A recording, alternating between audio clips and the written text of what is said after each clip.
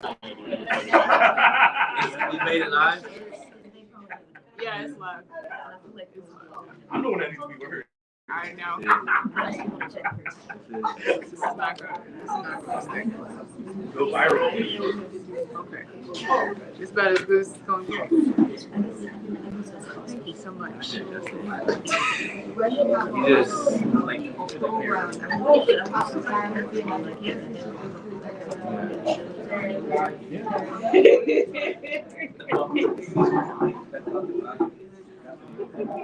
Thanks, Mom. All right, no problem. All right. Yeah. How y'all doing? How are you? You know, thank you for your patience, your love, all of that, all the things. I'm Christina Joy. I am the event curator for this particular event series. I'm also a 2015 and 2022 Howard University alumni. HU. And today we're here to talk with another alumni, Dr. Joshua Myers. Yes, give it up. It's exciting, you know. I love talking to Howard alumni. You know, it's just a special time. So let's read Dr. Myers. Please don't read anything. We gonna read it just a little bit. Who has no idea who I am? Anyone? You know, people online, right? Exactly. You know, just for that. I have no idea who you are. So Dr. Joshua M. Myers is an associate professor of Africana Studies in the Department of Afro-American Studies at Howard University. He's the author of We Are Worth Fighting For, a history of the Howard University student protest of 1989, and Cedric Robinson, The Time of the Black Radical Tradition, as well as the editor of Gathering Together, a literary journal. So I'll stop there since, we'll keep it short. We'll get to everything else. Right, we'll get to all that. So, the Scholar Hour is really a series that is pretty relaxed, and we just kind of chop it up with whoever we decide to pick for the week. And since this is a Bison conversation, you know, I feel like going back and digging into like what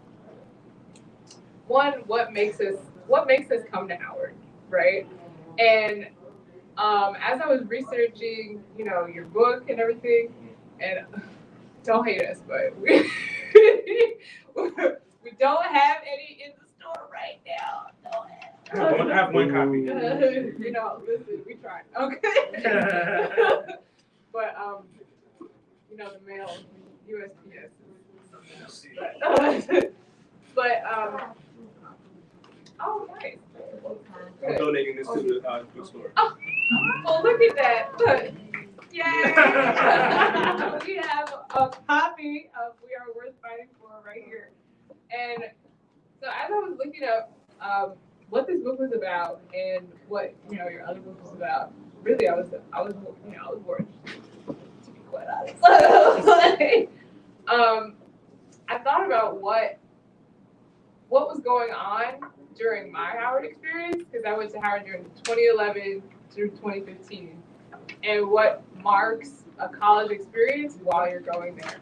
So like, for us, I guess we were the beginning of the Black Lives Matter movement, you know, and like Trayvon Martin happened like my sophomore, no, I think it was still freshman year, because it was the top of 2012, and so like Trayvon Martin happened, and then after that it was just subsequent murders of Black men and women, and you know, even just the random things that happened during that time really like mark your Howard experience, because you know we're right across the street from Howard, but you know I know other folks have other schools, but you know what really marked your Howard experience? Like what was the things?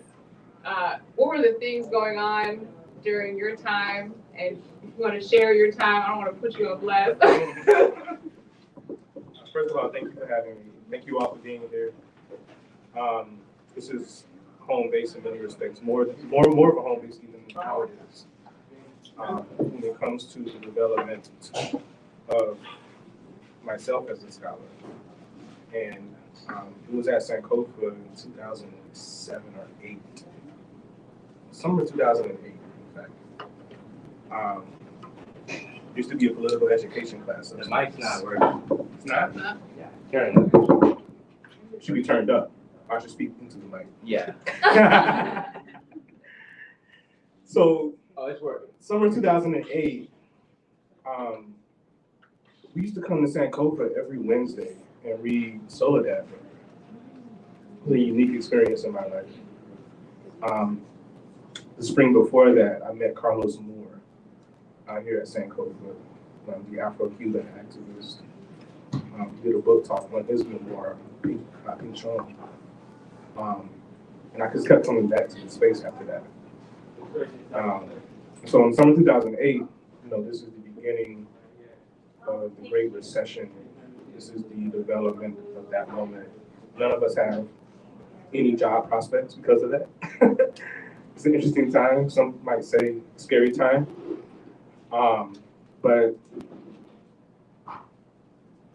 we were reading, and study became something that I committed myself to as a consequence of being around people at Sankofa in many respects.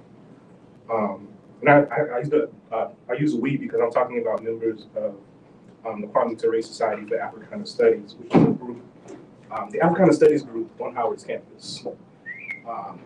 And so over the summer, we would just come up here, right? Nothing's happening on campus anyway, so we would come up here, and I was also organizing at the time. And so most people who were organizing during that particular period were kind of radicalized by the June 6 incident in Louisiana. So that was huge.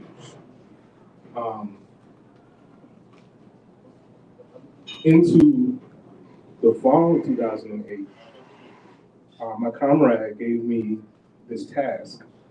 I was working in student government.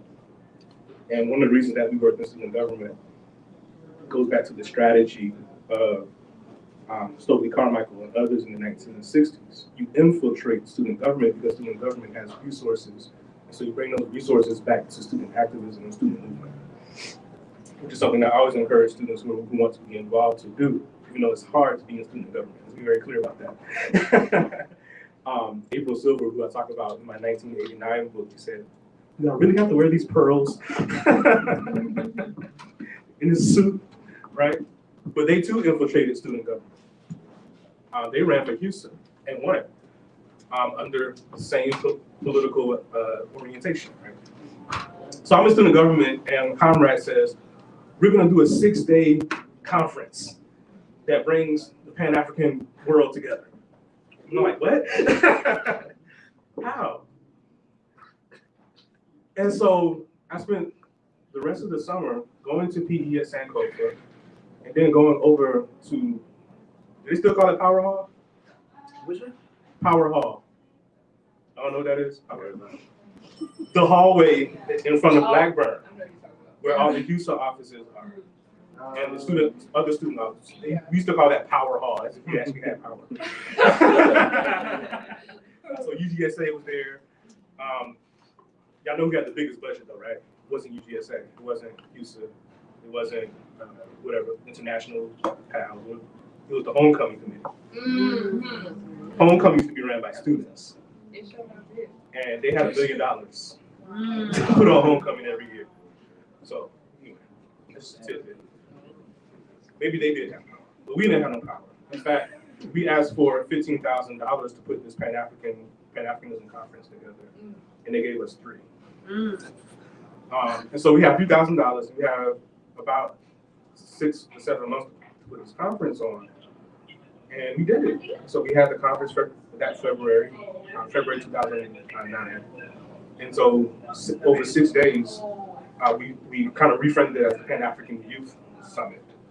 So with that particular convening, we were able to kind of break down not only what Pan-Africanism is, but how do you get involved in Pan-African organizing in 2009, right? And so we looked at questions of education, culture. Heidi came and gave a talk.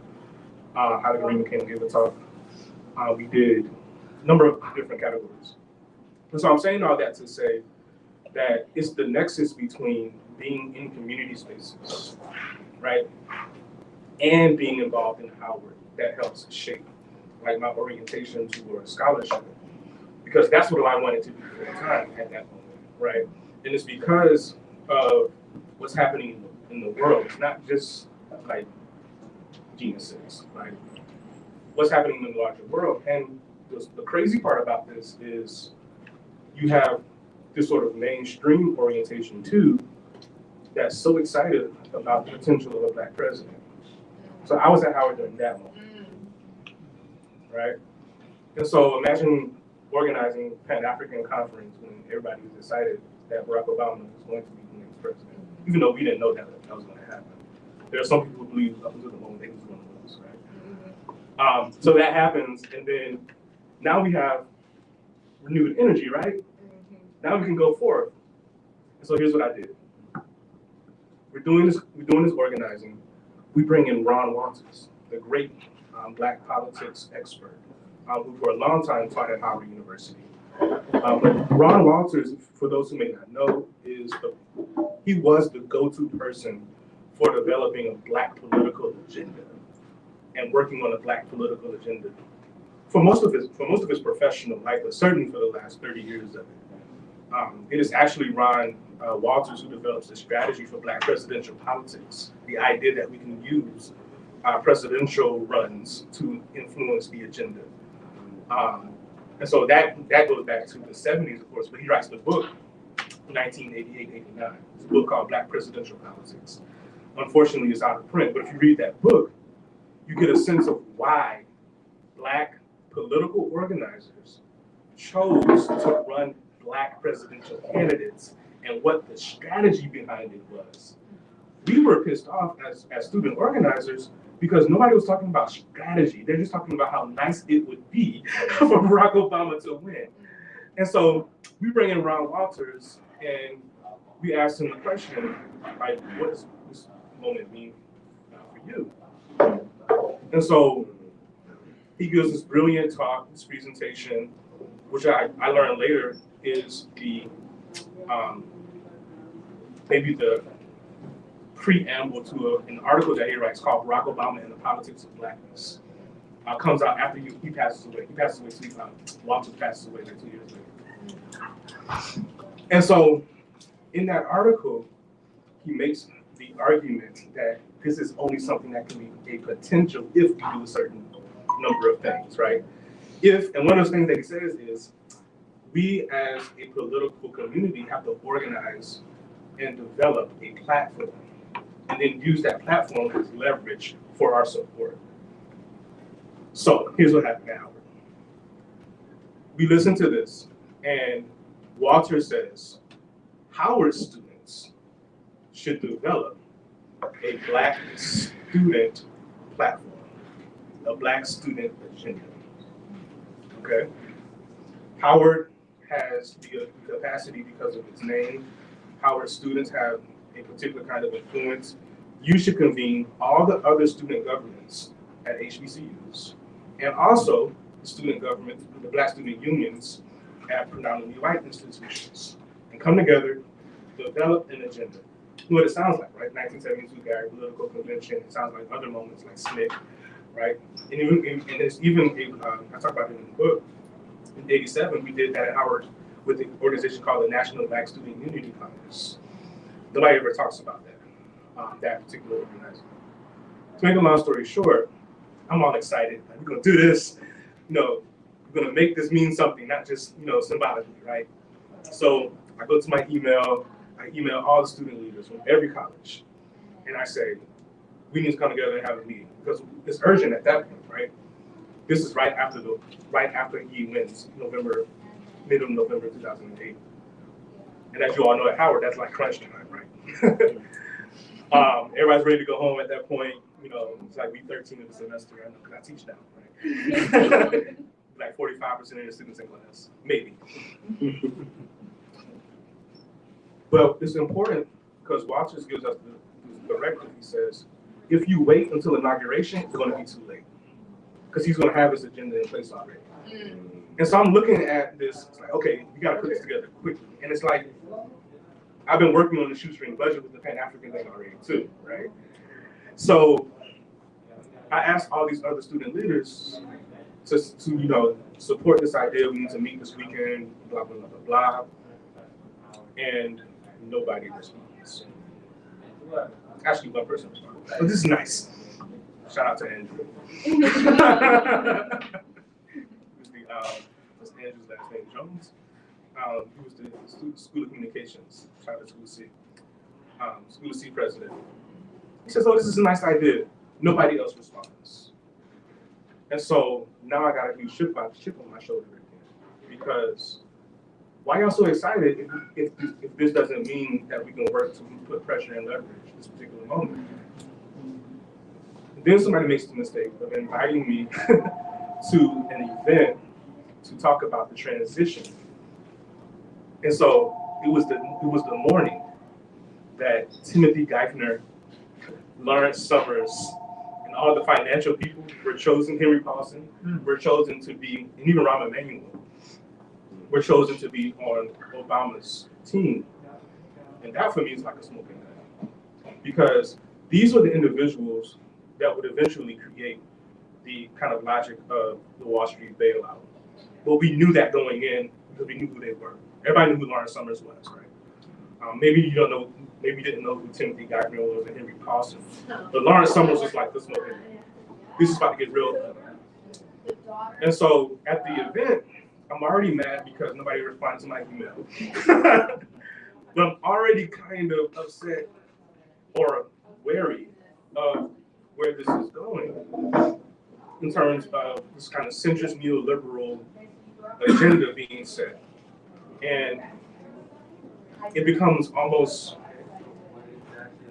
a knockdown, drag out fight between people who wanted to say, let us celebrate, and us who are saying, let us organize.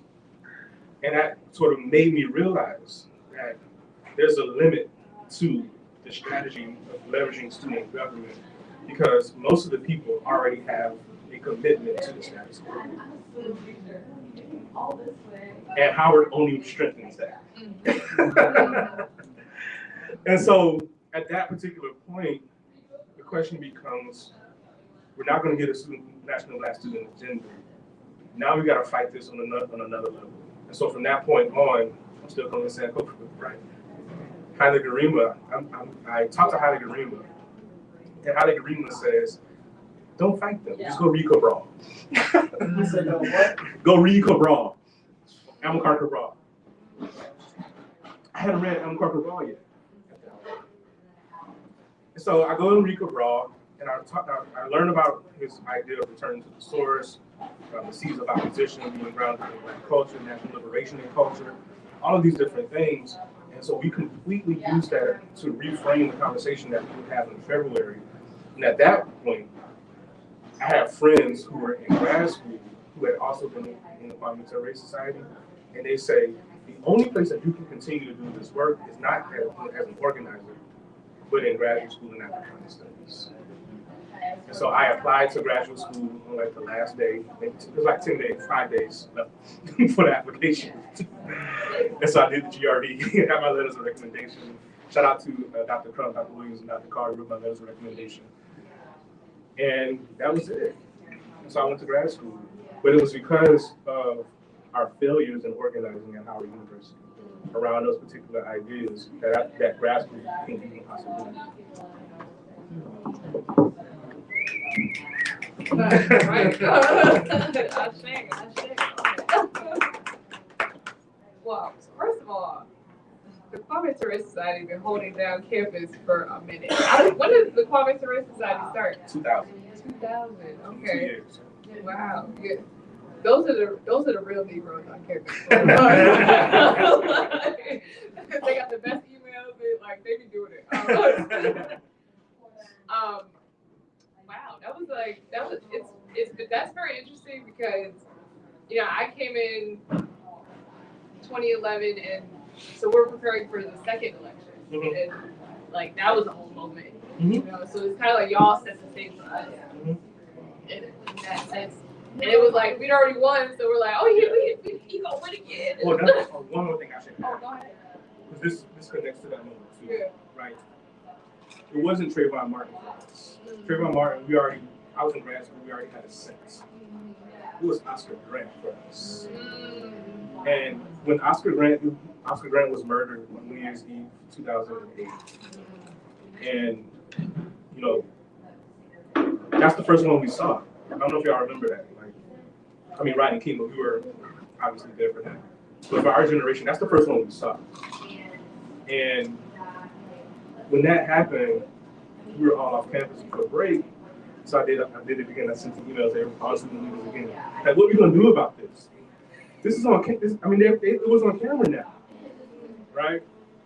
And so, in terms of like connecting the movement towards to end police brutality to that particular moment, we were trying to get involved in that at that level too. But we failed.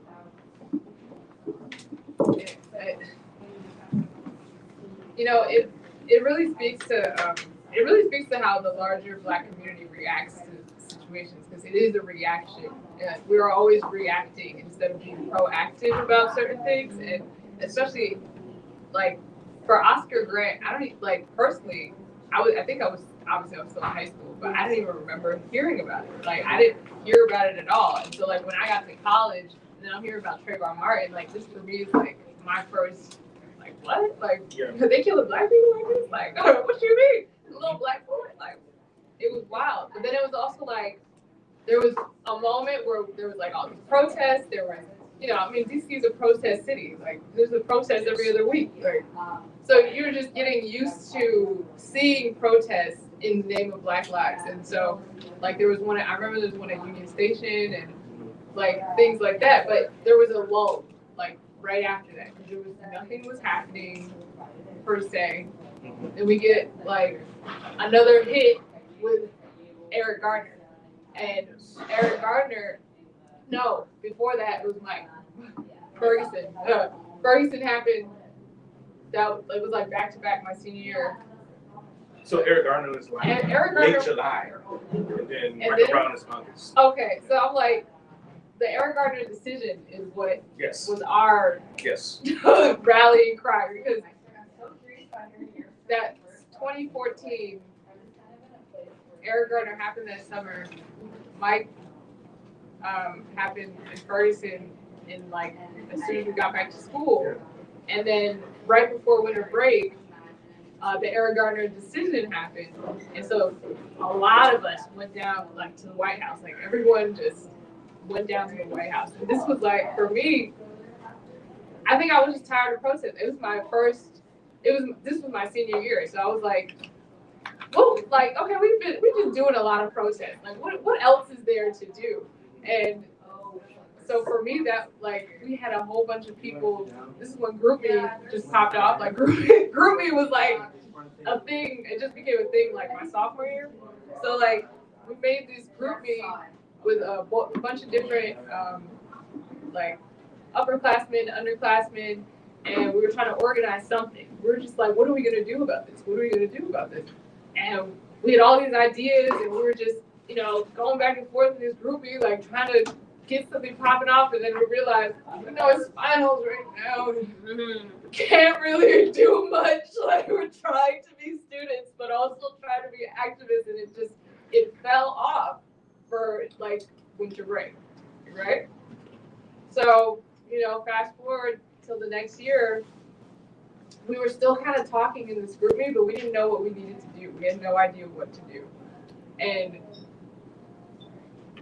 for us, what really was like the straw that hit the camel's back was after we graduated. And that, for me, that summer 2015 was when the Charleston 9 happened. And when the Charleston 9 happened, that's when we went back to that GroupMe, and I was like, for real though, what we about to do?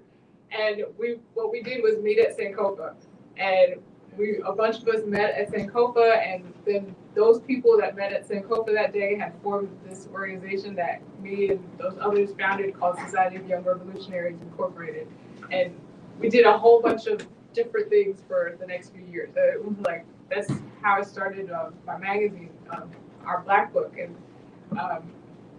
even before then, like back to the Eric Gardner decision, when I didn't go out to protest, I decided to look up something else, and that for me was Black business advocacy. I found Maggie Anderson, who wrote Our Black Year, and she had bought Black for a whole year in 2009, and nobody was doing that back then. Like, even back in 2014, 2015, you couldn't find Black businesses online like that. Like, it was really hard. And it's like, we have a lot of Black businesses in DC, and it was still hard to find where they were.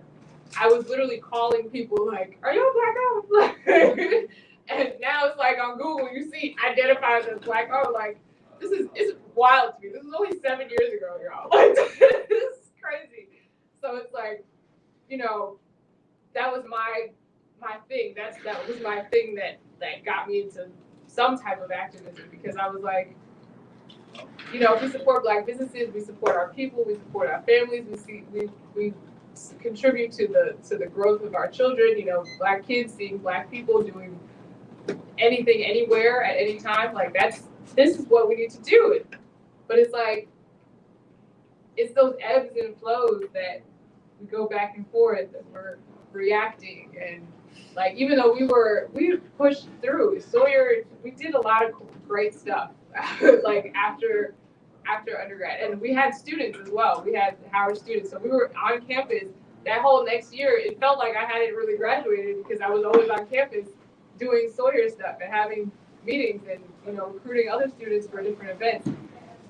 And so when I was looking up your book and learning about Black Media Force, I'm like, man, like, that sounds like what we was doing. Like, and that we're a part of this long tradition of organizing and creating groups on campus, and you know, partying in the name of justice. You know, like, this is a thing, and it's like, this is our legacy, and that's what I found really interesting about, you know, looking into your book, and the that Raz Baraka, Amiri Baraka's son, and that sister April. You know, like, she didn't even think that.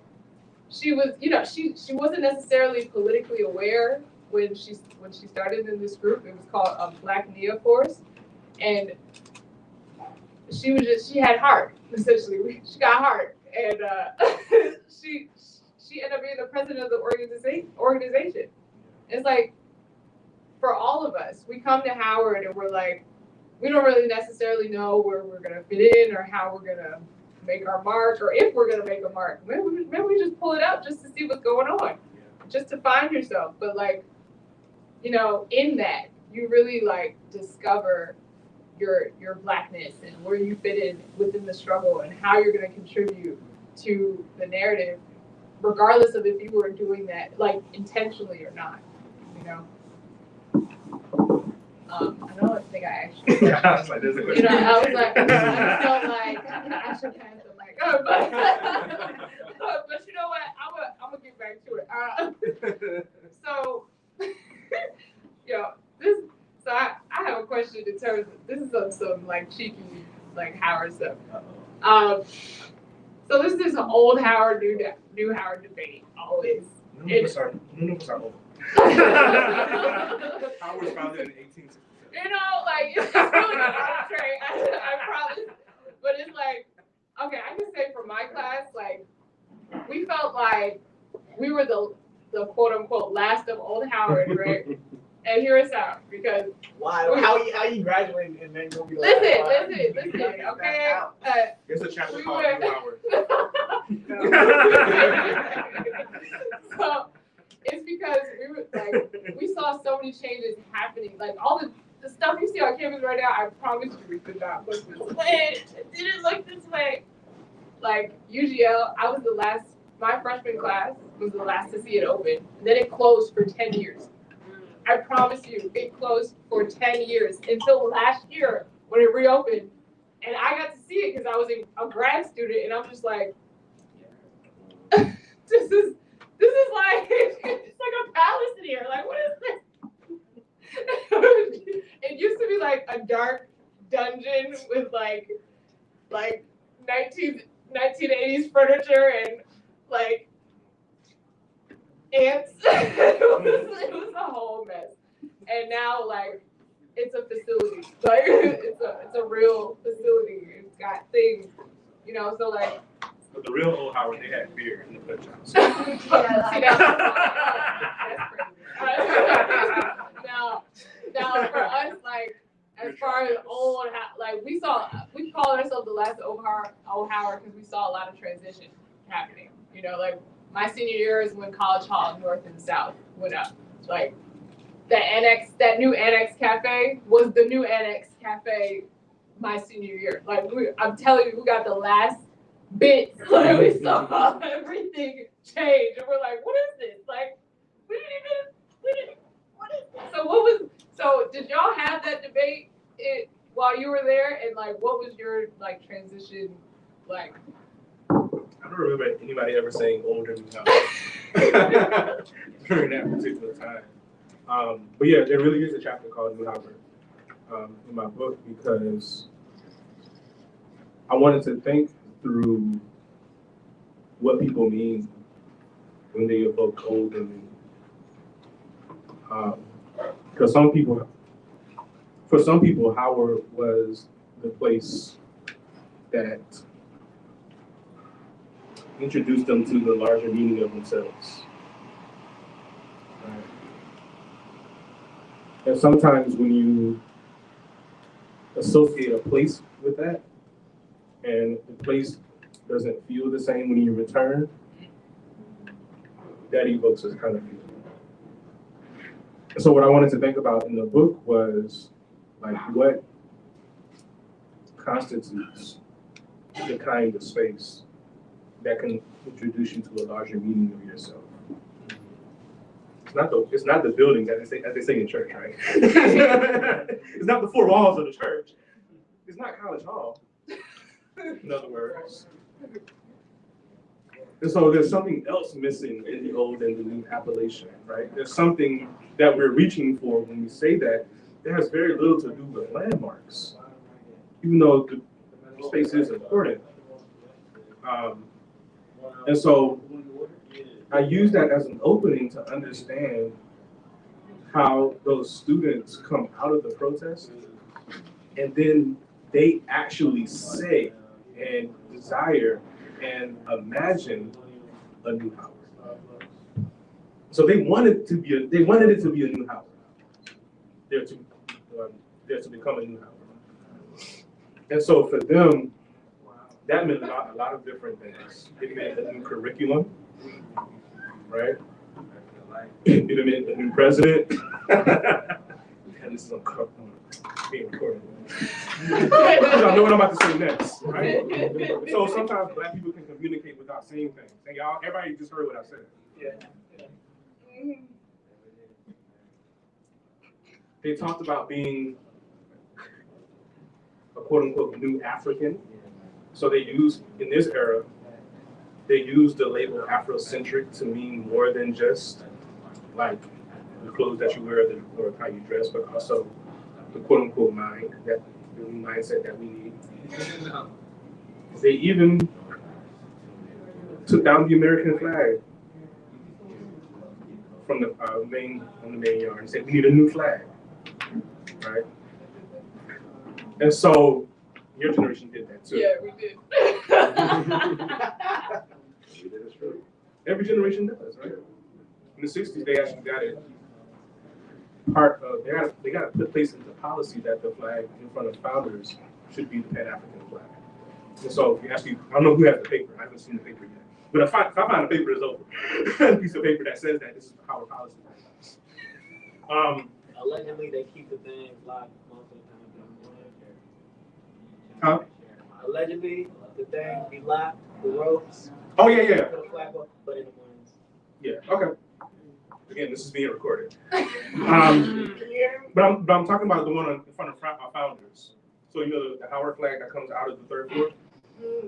Somehow, during the 60s, they got it as part of the university's policy that the Pan-African flag will fly there, according to rumor. Does it today? No, I'm saying all we gotta do is find that document. Get the receipts, y'all. Because we put it up there somebody put it up there in 2015, I think it was. And then it flew for like a day. And then the next week or so, they put it on the main flagpole. And that caused controversy. And so the current president sent an email to the community and said, this is reserved for the American flag. But again, nothing is new.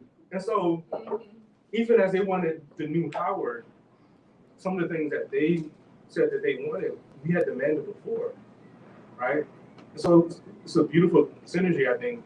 You use the word tradition, is that, as much as we want Howard to be something different, and at the same time, we're nostalgic about that, each generation is really, really discovering that the thing that you want to confront and the thing that you want this space to become, somebody already imagined that before.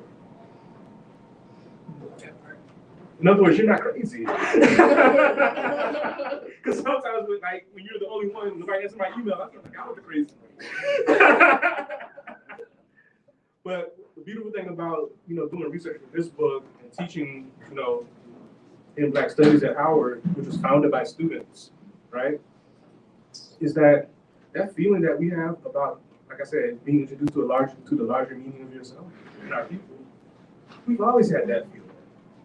And we always try to make Howard into a place where everybody can feel that. And that's really what all student struggle has been about, is this thing that I felt that I just discovered, I want everybody to discover that, right? Ta-Nehisi Coates, who was just here, he talked about how he would go into a spin car and discover that thing, right? All we're trying to do is make that the norm, the standard. The reason you all have to take African American studies is not because of some high-minded administrator who felt that this would be a good thing to add to the Howard curriculum. The reason you all have to take Howard African American studies is because of students who said in 1986 that too many of us are graduating and not knowing about our own experiences. And so they led a movement, the students led a movement to create the requirement that nobody should be able to graduate Howard without taking at least one course in Africana. And so that feeling that we're all talking about, that you had, that I had, that I know many of you have had, we want a university that actually stands for that too, that is organized around that too. That nostalgia that we all have, we know it's not real when we come back. But we want it to be real. That's what dreaming is about, right? And so those are the foundations that student activists have used to try to make Howard a different kind of space. And I think the ongoingness of that activism tells us that not only is it right, but it is also something that is much deeper than us complaining about, a rat being in our room, even though that's a catastrophe. Right? Oh, Lord. It's so much deeper than that, right? One of the things I hated about the 2018 protests is how the media picked up on it. Oh, they're mad about Tyrone. It's like, no, they're not. Stop. Just stop. Can I speak to Listen. Yeah. So, I mean, I'll leave that to you. Okay. And so part of what we have to understand, and when we were in Quantitative Society, we read the autobiography, Ready for Revolution, and he talks about this too, is that student activism, student life issues, right, only mirror what's happening to Black people around beyond campus. And so if we don't start from that premise, we will think this is about this quote unquote student experience, which of course can be shaped and molded in ways that allow the administration to step in and say, okay, we fixed the issue without the problem. No, it's not, you didn't fix the issue that we're talking about, right? And so they protested the university because the university had a relationship to the larger society that they felt needed to change. And that's where the students at 2018 were But nobody picked up on that. Nobody picked up on the fact that those students started off with the critique of the FBI. Nobody picked up on that. And so that's one of the reasons that I think writing books like this are important. For those who may not know, I wrote this book in collaboration with students that were the protesters. I didn't write this book as a all-knowing historian. I wrote this book in conversation with the people that made the history. And for me, that's the thing that's missing in disciplinary history. Like when you read a historical text, they're looking at archives, they're looking at newspapers, they're looking at these authoritative sources. And a lot of times they're not talking to people. They're not engaging people. And so part of what Black Studies does that's different is we understand that history is living. And the people around us are representative of that living history. And therefore, they have to be engaged. Not only do they have to be engaged, the text has to speak their language, has to speak through them. Right? And so, yeah, I'm just talking about a lot of different things, but that's kind of where my approach and understanding of teaching, scholarship, and activism all come together. And I was a psych major. Any psych majors in the house? No? Yeah. In psych, we call that qualitative data versus quantitative data, because quantitative data is all the numbers and the facts and figures, and qualitative data is the folks like us just talking to people and asking questions and, getting their firsthand experience with whatever you're trying to study instead of looking at the survey, because surveys, they give you kind of like a broad overview, but nothing is like talking to the actual people who are going through the thing you're trying to learn about. And I think this something that irritated me about this last protest, like during the Blackboard takeover, was that the outside community, like just the outside world in general, really had a lot to say. When, mind you, we've had plenty of protests, obviously, like since the 80s, since the 60s, actually. Since the 20s. There we go. There's that YouTube, on YouTube, there's a video of the 1968 protesters. Check it out. It's lit. If you want to talk about militant, those people are militant. But like, what really irritated me was the outside world criticizing us for our problems when they had really no idea what was actually going on, and they were just coming at our school because, they're treating y'all like this. Y'all didn't care about us 5, 10, 15 years ago. You didn't care what was going on over here. You barely even knew that Howard was a thing. And it's like now everyone has Howard's name in their mouth because we have that girl in the White House, and and among other things that have happened recently, but they're not getting the full picture. Like, this is an HBCU problem. It's not a Howard problem. Not only in at the very least, and it was really frustrating watching that, like, because people were really coming at us, and I'm like, yeah, we've been dealing with this for a long time. I'm like, y'all didn't care when I was in school. Like, it's like, so don't act like you care right now, because you don't. Like, you just want a reason to talk bad about HBCUs. And now we're in this very politically heightened time, and your time is going to be marked by bomb threats and the pandemic. Like, and that's not it's not a fun thing to be marked by your college experience. Like, truly, I feel bad in the sense that the class that came in 2020, like, I came back in 2020, and so, like, I know what y'all had to go through because I was online. But I had already had my Howard experience, so it's like I'm looking at y'all like, or even just my cohort, like, y'all are really not getting the Howard experience right now. You're getting Howard light. You're getting Howard just decided to transition to online, and this is what you're getting because all of our teachers are old and they're not they didn't know how to work a computer before this. They could barely work Blackboard. Like, come on. But they want to come at us in the sense that, like, oh, Howard didn't Howard's not up technologically. No, we weren't, but a lot of HBCUs aren't. A lot of HBCUs weren't online before this pandemic. Like, period, point blank. So it's like, I just want people to remember that the larger issues that are going on are not just like, they're not Howard specific. And you should not feel like, what am I, you know what I'm getting at? Like, they're not, like, don't let them come for us, okay? Just don't let them come for us, because first of all, we didn't send for them, and they ain't coming over here. So they don't know nothing about what we talk about, okay? That's what I gotta say.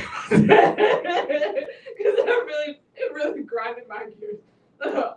Listen to everybody talk all this mess. Anyway, so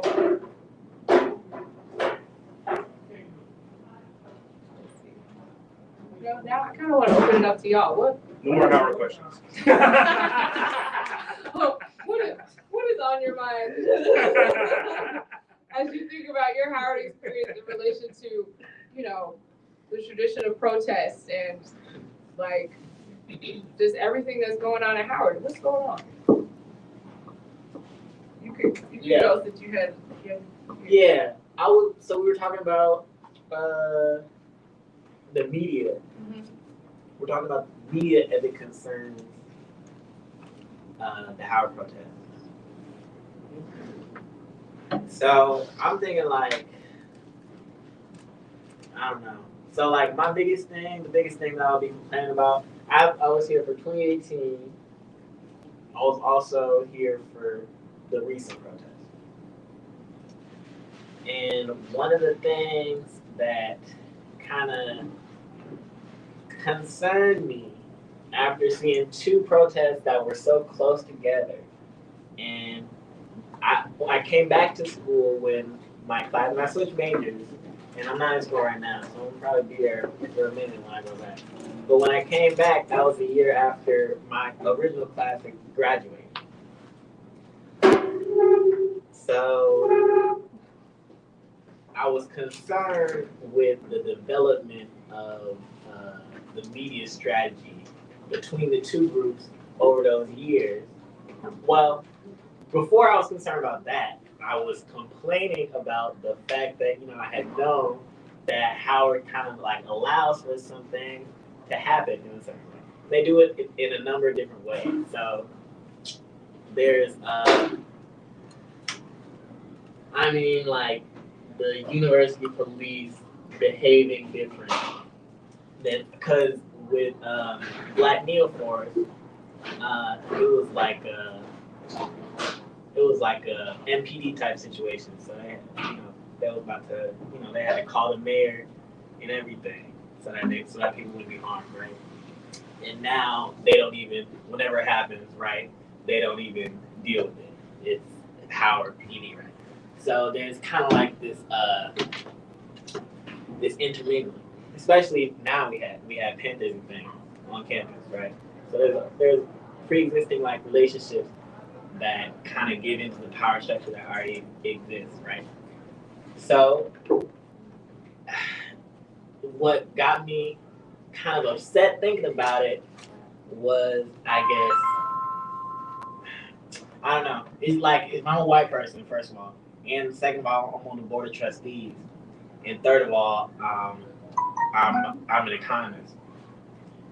And I'm thinking, this is probably not the right word, but I'm thinking like, what is produced from the protest?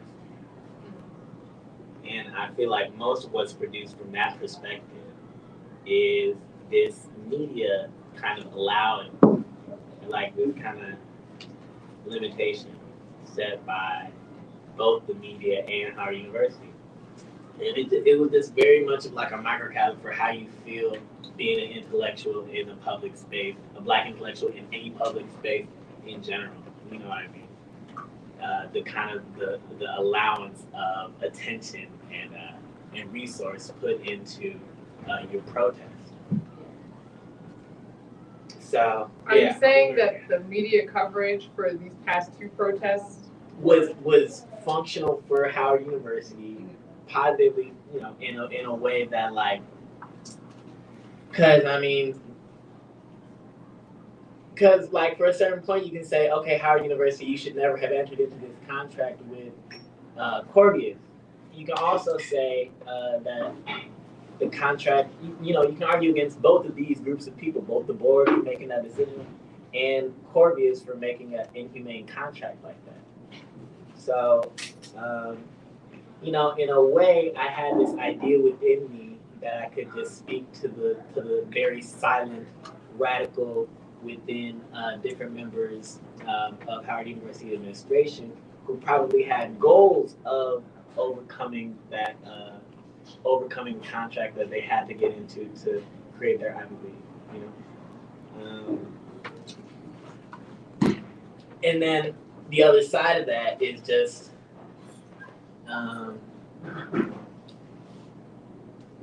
like kind of like a defeatist mentality when I realized, if they wanted to do that, they could have done that because they have their own lawyers.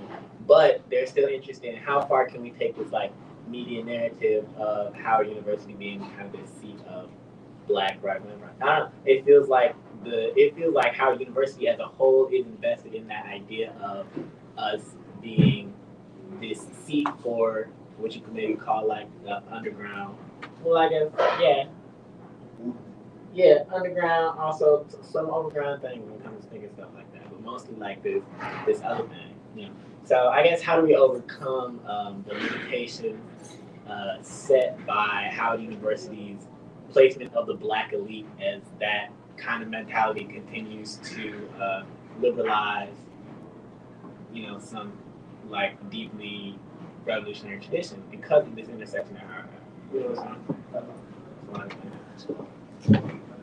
So as I understand your point, I think part of what Howard's administration represents is the desire to take the movement and fold it into their plans for the university. And by fold it in, to sort of assert that there's no contradiction between what students have always struggled for and what the university stands for. Exactly. And we know that there is absolutely a contradiction, but there's a way that the media frames the role and function of HBCUs where that contradiction gets left out or it falls out of the narrative, right? And so you can put Stokely Carmichael's picture on campus next to, Thurgood Marshall or even whoever, right? Like there's no ideological diversity. There's just Black people achieving, right? And so, yeah, I see that too. And all of us, right, 50 years, 60 years from now, will probably be folded into that narrative, right? Because the narrative is, you're right, it's functional to the university, right? And so we all know what happened in 2020 and the rebellions that occurred and how Black institutions reap benefits from those rebellions in the form of largesse from philanthropic organizations. What do we do with that? How do we think with that? What is the function of philanthropy in such a moment? Howard was able to give us all raises as a consequence of that, right? Our rebellions. Yeah. And so what do we do with that? Of course, it's money that we were owed probably 10 years ago. It's probably not enough when you think about how much they actually owe us. Right. But in the sense that it took that, right? It took that to give us enough money to renovate the spaces that should have been renovated a long time ago. But it's always that for Black people. It's always over our dead bodies. Yes.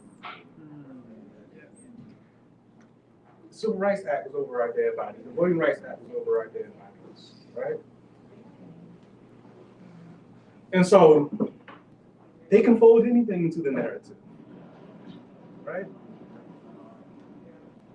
Just like they can make George Floyd's life about increasing funding for police. But that's how we have to frame it. Because we can't accept the framing that somehow this money that's earmarked for the reproduction of the Black elite is somehow the same thing as creating the kind of world that doesn't kill George Floyd. But the more success any liberal has in convincing, whether it's their electorate, their constituents, convincing them of their success, which comes with money and time, period, success, right, to their plan, then the harder it becomes to overcome that contradiction. Yeah. Absolutely. Absolutely. So then on the heels of that, Kamala Harris, and so they fold her into the same thing, right? And so I think the only site where we can break free of that or work through that is in these kinds of sites, right? Which is an extension for me. Like, this is an extension. My classroom is an extension of this, what we do here, right? And so that's the only place where we can actually try to break out of that and reframe that and rethink it. And I also think that in our writing, right, in our intellectual production, we should be trying to rethink that and break that frame, because the strength of that narrative is like comms and PR people, they know that narrative is going to keep the money flowing in. So they're committed to it, right? It's not going anywhere, in other words, right? But what the student movement has placed a bet on is, and this, you see this with these students from the 80s very strongly, because Bill Cosby was coming in '89, and Bill Cosby they thought was bringing a check, right? But Lee Atwater was bringing the check too. For y'all who don't know, Lee Atwater was basically the Steve Bannon of the 1980s. Pure evil. But he came to Howard with a check. And Howard was like, okay. Put him on the board of trustees. Right? And they said, this makes sense. The sitting president of the United States of America is a Republican. This guy's the Republican national chairman. Howard will be in a better position financially with him on the board of trustees. We don't care that he's evil. This is America. But the students cared. And because the students cared, they caused the contradiction to come forth, right? And so I think like student activity, what we do in the classrooms, how we develop intellectual production, intellectual work, are our only tools to combat this, right? Because it's not going anywhere. You're talking about what all HBCUs face. Higher education in general is in the toilet right now, right? The entire edifice of higher education is coming apart, largely because it's functioning in a way that it was never meant to actually function. Higher education is about the education of an elite. It was never about popular education. And so when you start talking about educating everybody, right? And then the moment you decide to educate everybody, Black people come through the door, Chicano people come through the door, women come through the door. Started shit, home training to that. No. Which is why, middle of last century, when you see the idea of mass higher education, you also see the retrenchment of higher education in terms of the funding. These things happen at the same time. That's kind of a mistake. Meanwhile, where higher education is not in the toilet, it's in the same elite spaces where the elite are reproducing themselves, right? Harvard, Yale, Princeton, they're not in crisis because their function never changed. And so, in that sense, what HBCUs are trying to do is actually absurd. Unless you say, we focus on creating a new Black elite, another Black elite, right? And so we're doubly, what we're trying to do is doubly burdensome to the American project. Because we're saying everybody should deserve an education, number one. And then number two, we're talking about education for liberation. what? And so that's always going to be the thing that if you believe in that, you're always going to confront those who manage these particular spaces. Because the assumption of higher education is this is for elites. And maybe the elites can work in the community after they graduate. That's what the voice is saying, that fits them, right? Maybe. They don't guarantee. This is why he has to do the guiding hundreds. Like, all right. I thought y'all cared about more things than fur and liquor and extravaganza. Right. Man, when I read that, y'all take education in Black America with Dr. Carr. But it's interesting, right? Because when you read a text like that, Du Bois is going against the grain, which means you're dangerous. So he gets fired twice, from the first one NAACP and then from Atlanta University. Like, stop talking about liberation. In fact, Du Bois's idea was, we got all these land-grant HBCUs, right? Why aren't we in control of the agricultural foundation of the United States South, given the fact that we all got the skills? HBCUs should, in fact, figure out how to take this idea of the land grant, organize around Black self-determination. You got all these intellectuals now. It's circa 1945, 44, 45. He called it the New Deal for Negroes. Because y'all know the regular New Deal ain't dealt with Black people until later. They literally cut out agricultural workers and domestic laborers. So New Deal for Negroes, Du Bois says, all right, we got all these HBCUs, many of them land-grant institutions. Why aren't we organizing as a pan-HBCU kind of intellectual frame so that we can take control over the land, right? Of course, he comes out with the plan and gets fired the next year. No, they did it. It was more delicate. We're retiring you because you're 70 years old and you aged out of productivity.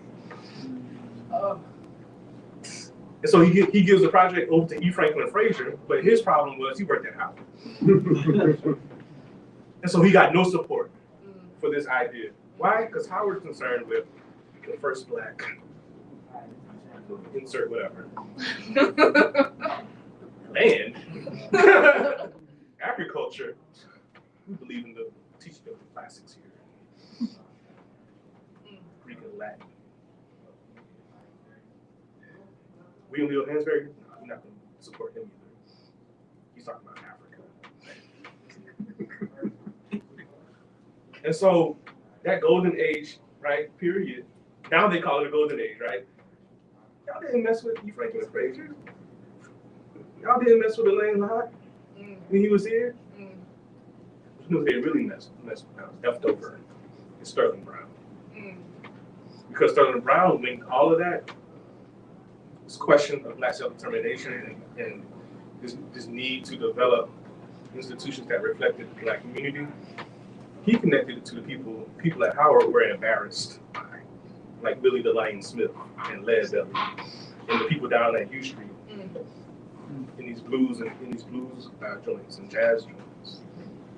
And he said, these are the Black people. And they called him crazy and they put him in an insane asylum. Sterling Brown. And so that's the risk, right, of doing what we're doing in these particular spaces. Howard knows we're here. Howard knows we're making plans. But we still gonna do it. And so.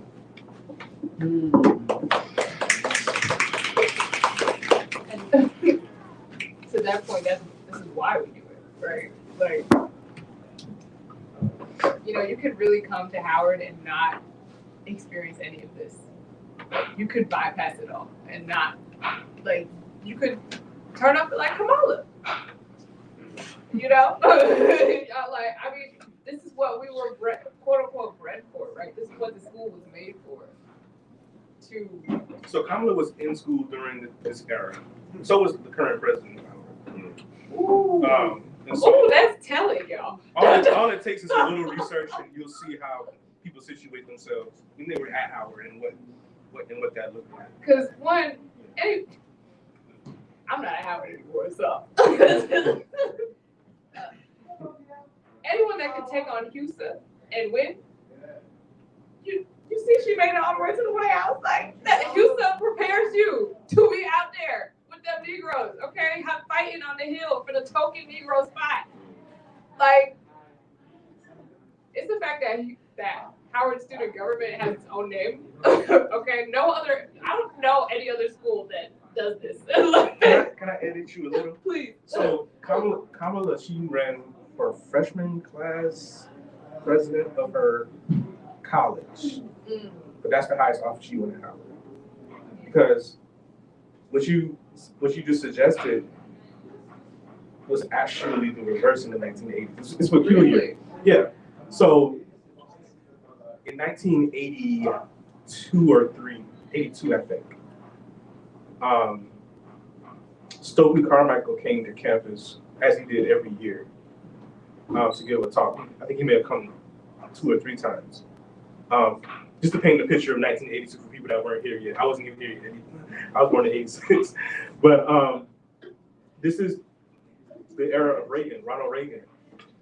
And so 2 years into Reagan's administration, it was clear that this represented a large step backward. This deep conservatism that was actually effective, right? Imagine Donald Trump being effective in terms of creating policy. That's what Ronald Reagan was. And so that led to a lot of organizing in the Black community. You start to see the National Black Independent Political Party develop. There, of course, is the preparation for Jesse Jackson's presidential run in 1984, but he announces in 1983. And so there's a build-up to that moment.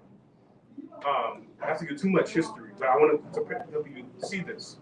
So when Kwame Ture comes to give this talk, he's coming as someone who is, of course, connected to that organizing, because many of the people in Jesse Jackson's campaign are actually former organizers with Black Power organizations, definitely civil rights groups, including Jack Odell, right?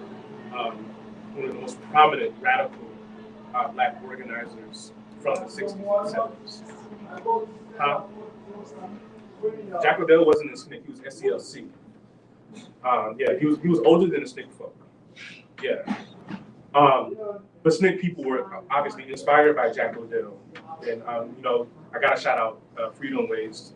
He worked with Freedom Ways, and one of the founding editors of Freedom Ways just made her transition last week. Esther Cooper Jackson. She died at the age of 105 this past Tuesday. At Tuesday before a week from yesterday.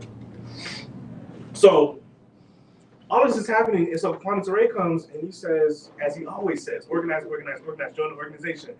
His organization, the All African People's Revolutionary Party, had a cadre that was in DC.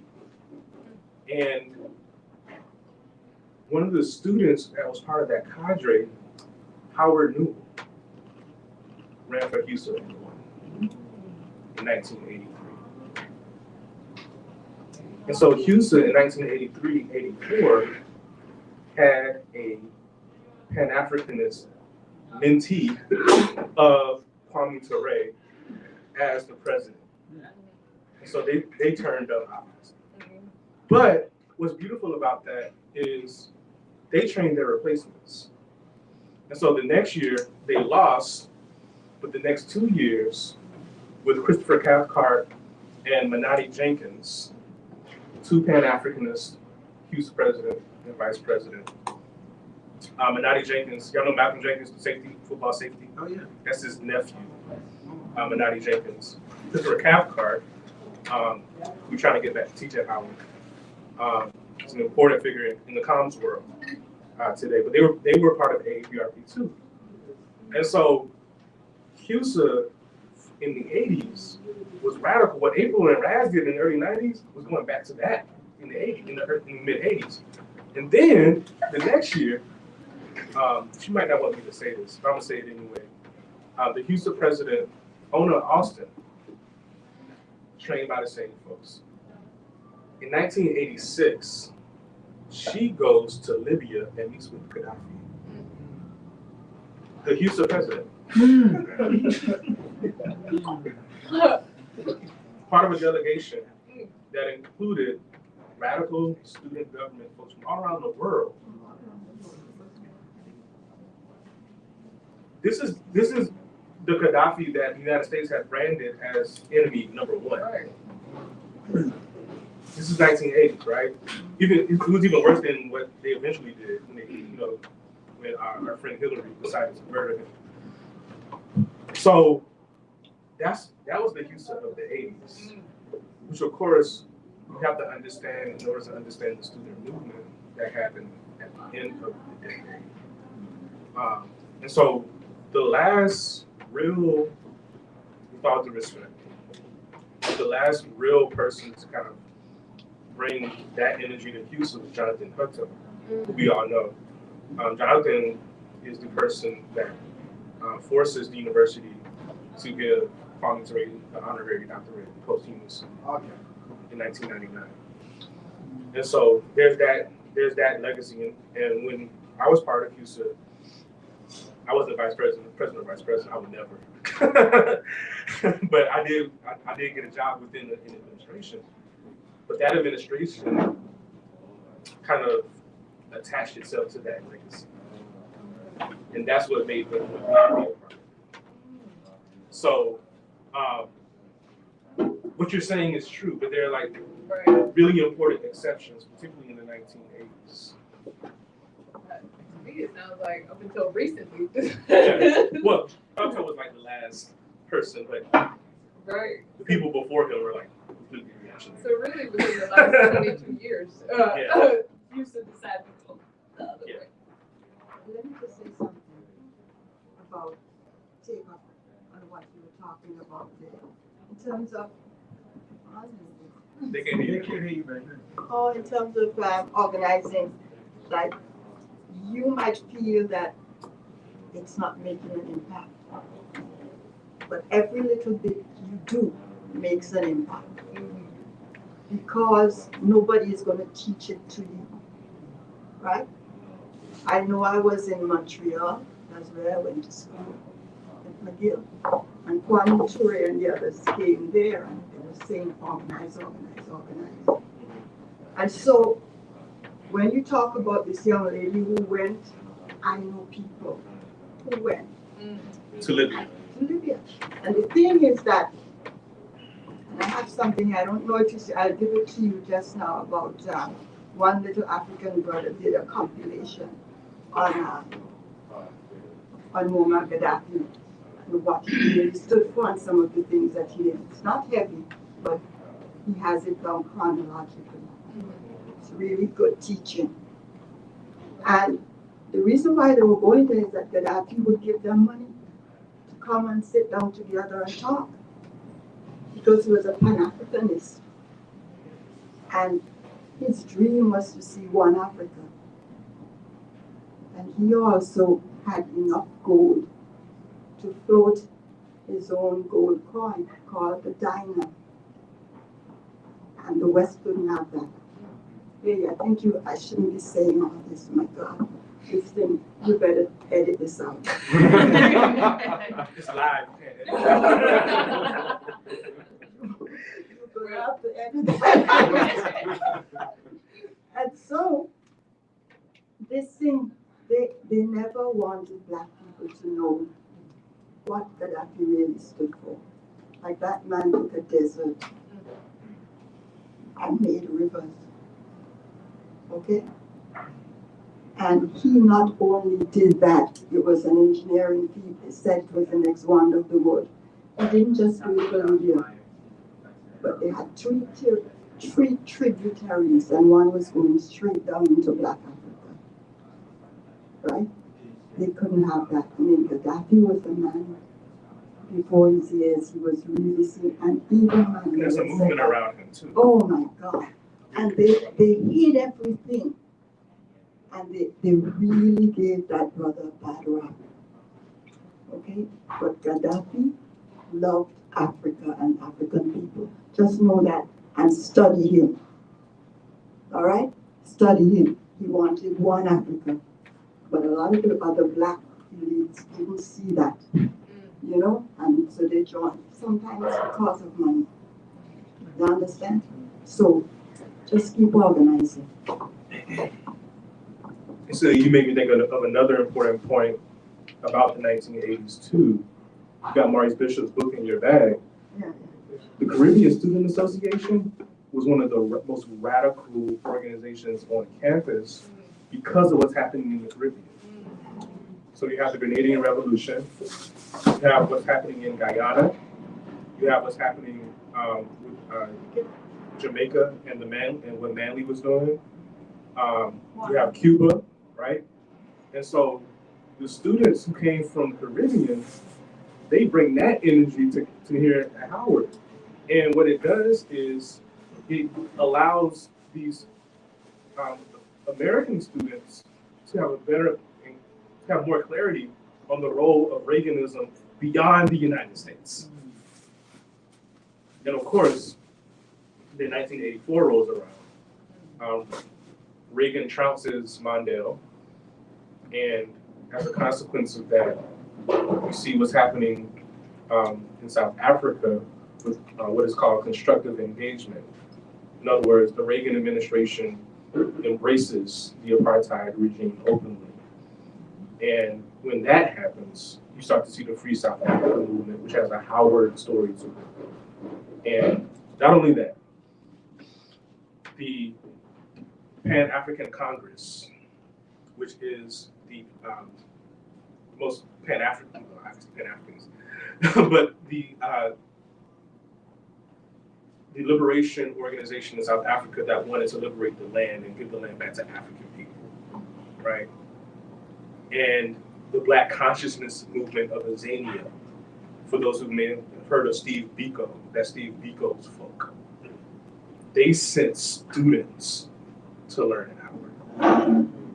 And when those students got here, they kept the organizing around South African apartheid vibrant. And so you could connect the Caribbean to Africa to the ravages of Reaganism on domestic issues with Black America. I mean, it's hard to read. You ever heard of Stetsasonic? The group? They put it in a song. So there's a song called Africa. And this song comes out with 84, 85, I think. And in that song, you see how hip hop gives them a language to talk about not only Pan-Africanism, but how Pan-Africanism is connected to our struggle at home. Who is it? Stetsasonic. Stetsasonic? Yeah. STSAONIC. STSAONIC? Something like that. They're in my book. But I say that to say that the other thing that kind of defines the 80s is hip hop is affected by all of this. And so when you don't get the opportunity to write a paper or write a book or put it in something, the Hilltop, right? And they were doing that for real. Like the CSA did a whole series on Grenada in the Hilltop. It's brilliant. And in fact, it's probably more brilliant than some of the scholars that have come later and tried to analyze Grenada. But when you can't do that, you have music. And so Howard, this is a book that I hope someone else writes. Howard is the epicenter of the evolution of hip hop. Oh. This kind of hip hop. Because all those people that are creating the music in New York are coming here for school. Similar with the Renaissance, the Harlem Renaissance. Yes. The twins. Yes. Georgia Douglas Johnson and salons in DC influencing what's happening in Harlem, right? So to understand how you get like PE doing what they're doing and Sister Soldier, all those folks, they're connected to Howard people. and it's not, I'm not talking about causation, right? That's when social sciences get in trouble, right? I'm talking about how we're being part of a common evolution and common practice that is associated with that particular moment in history. Like Daddy-O, Sonic was always down here. Public Enemy, all of them were always down here. Dougie Fresh, always down here. And then of course we know about the students who eventually become quote unquote famous, right? And so Sean Combs being probably the most famous person, even though we don't associate him with that kind of conversation, but he was part of Black Media Force. Really? Yes. Well, look at that. Yes. So what Sean Combs picks up on, and you see him talking about this even to this day, he doesn't pick up on all of it, but what he does pick up on is that Black people should have some measure of control over the music. Because before he becomes this quote unquote mogul, and Russell Simmons and them and Chris Lighting and all those people, they're having these conversations at Howard. Like literally in Douglas Hall. Because they see all these people that don't look like us making all the money off of hip hop. So I know this will resonate with you. The Nation of Islam comes in, because Nation of Islam has a huge presence on campus. In fact, up until probably my last year, probably after my last year, Baba Abdul Ali Muhammad gave a study group in Douglas Hall every Thursday night. You probably in there now. Quite honestly, like, talk about consistency. The Nation of Islam is consistent. That's true. Y'all know that when we had the threat, was that 2017? They threatened to shoot up homecoming. The Nation of Islam, Fruit of Islam, pulled up that night and stood at post all night on campus. And you wouldn't know unless you knew. That's how invisible they were, but they were present. So yeah, that happens. But during that moment, Nation of Islam, of course, is producing young ministers, and many of them are in hip hop. Long before Ice Cube makes his very famous conversion, right, to the Nation of Islam. Ice Cube is probably the greatest example on both sides of this, right?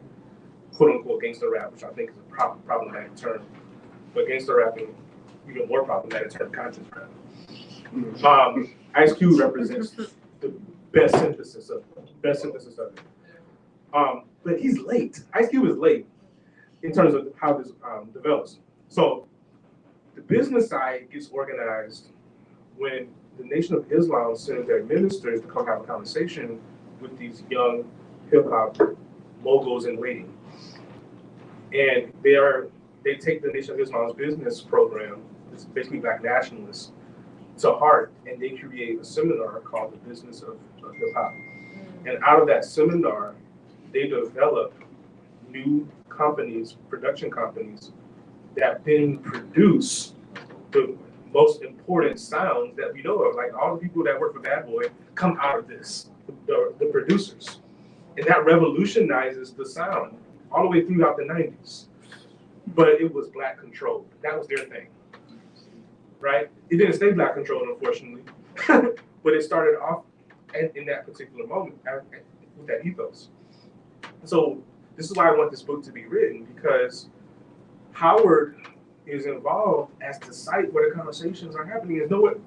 That particular conversation is not happening in New York, right? They're freestyling up there, like they're doing the cipher and stuff, which is beautiful and important and necessary, but they're not having a conversation about who controls it up there. And in 91 or so, they organized these conversations into a series of conferences called the Hip Hop Conference. And they have 6 years at Howard every year. All the major hip hop figures will come to Crampton Auditorium and try to figure out how we take control of the music. Right?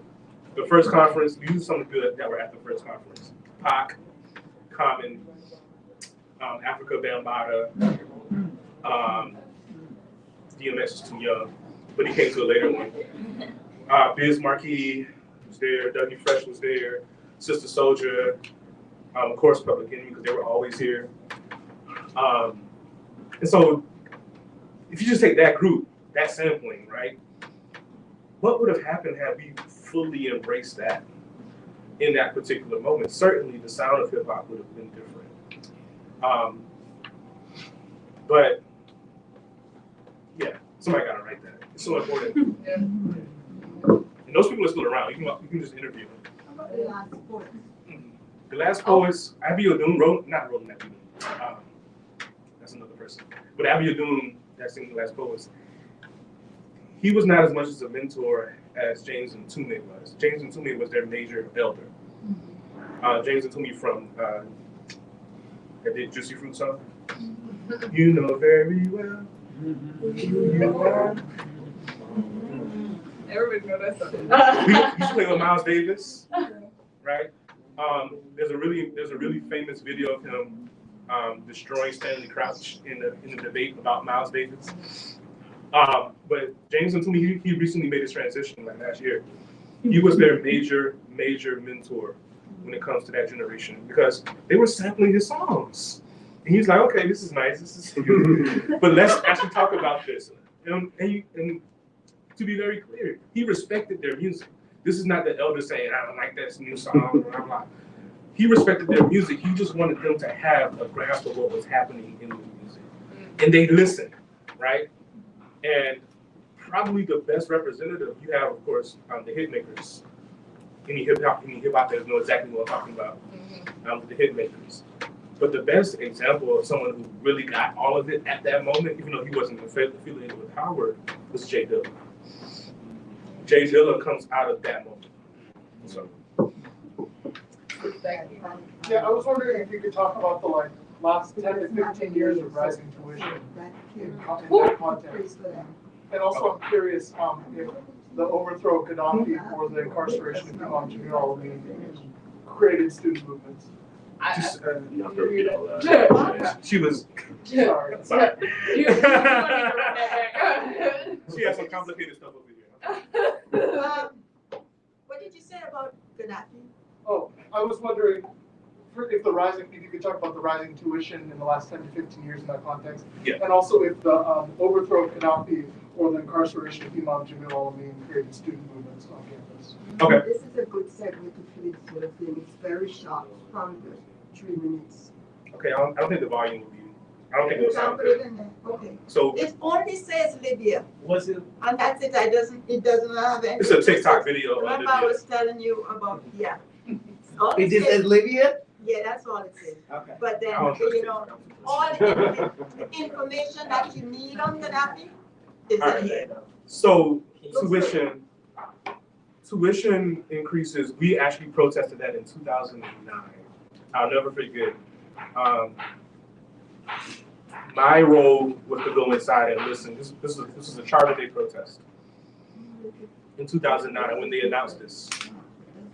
I'll never forget this because the speaker at Charter Day that year was Felicia Rashad. And I went in to listen. There was only maybe 10 people at the protest. 10, 15 people at the protest. And so I went in to listen, and it was exactly what we were just talking about, how they try to fold in the narrative of movement history and make it theirs. She says, and this is a lie, she says, I remember being involved in protests. That's a lie. You weren't involved. Debbie Allen was, but you weren't. In fact, she snitched on her younger sister. Because the parents called and said, y'all better not be in that building. I'm not, but Debbie is. So anyway,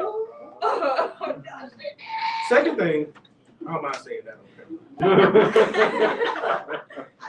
But the second thing that she said is, you know, there's a time and a place of protest, and now it's not the time. So if you were involved in one, was that the time? Right?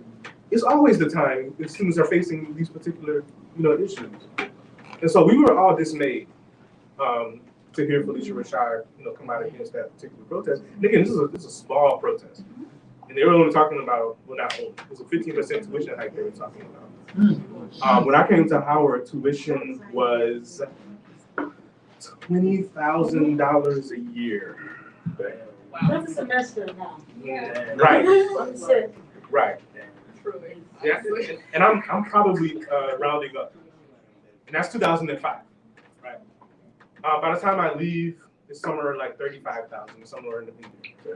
And so, the year after we all graduate in the spring, that's when the next major A building protest happened in fall of 2009, because the students realized that over the summer that they were being charged more.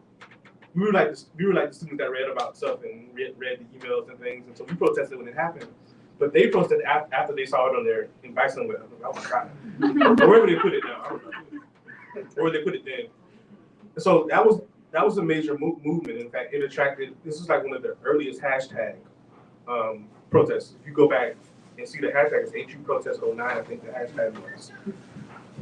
Because we all got Twitter that summer too.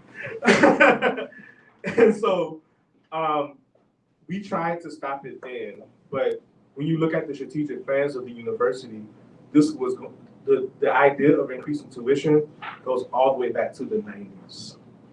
And their thinking is the same rationale. Every president since has had the same rationale. This keeps us competitive with DC area institutions, right? It's rarely, I won't say never, it's rarely in comparison to HBCUs. Most of the time it's in comparison to DC area institutions. And when they go beyond DC, it's like those mid-tier universities like Johns Hopkins and Emory and others. That's who Howard sees as its competition. And so therefore, that is one of the justifications for their ideas around tuition.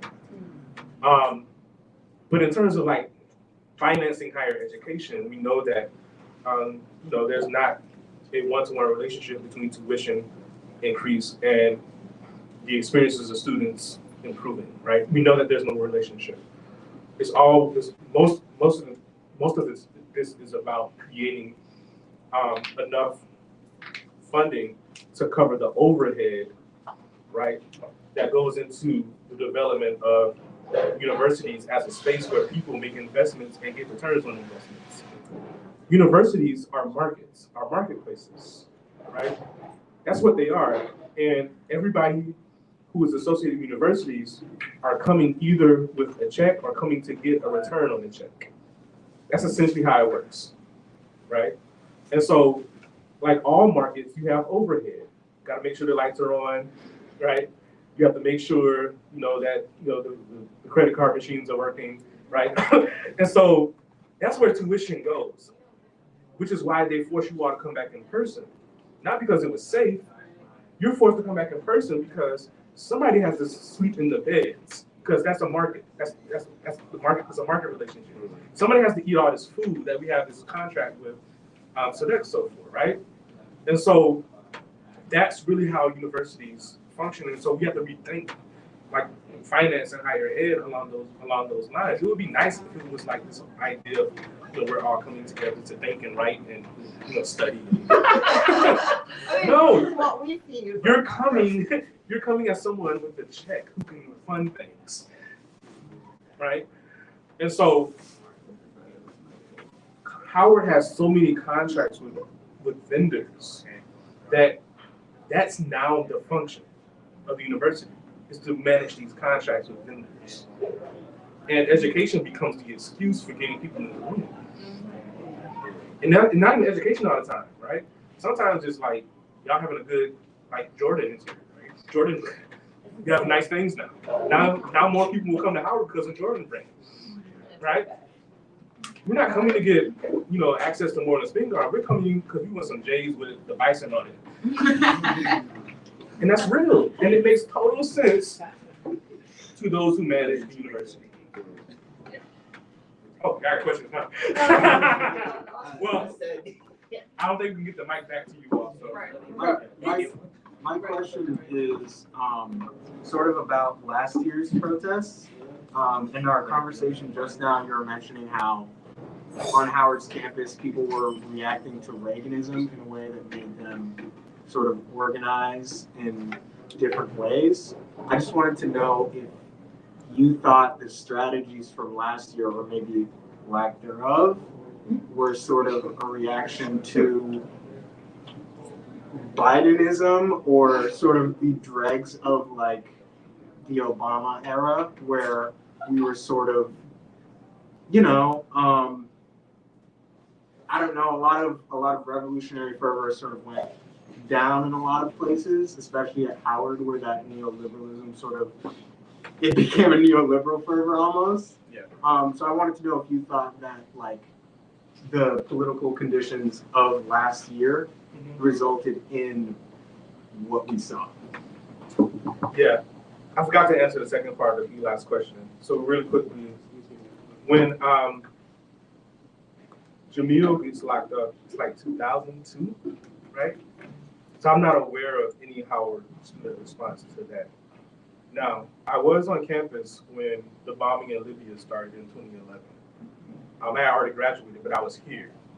And I remember the mood. It was like eerie because obviously this is bad, but obviously we can't say anything because it's a black president dropping the bomb. That's how it felt. But I was only here for like a day. So people didn't notice? You think people didn't notice?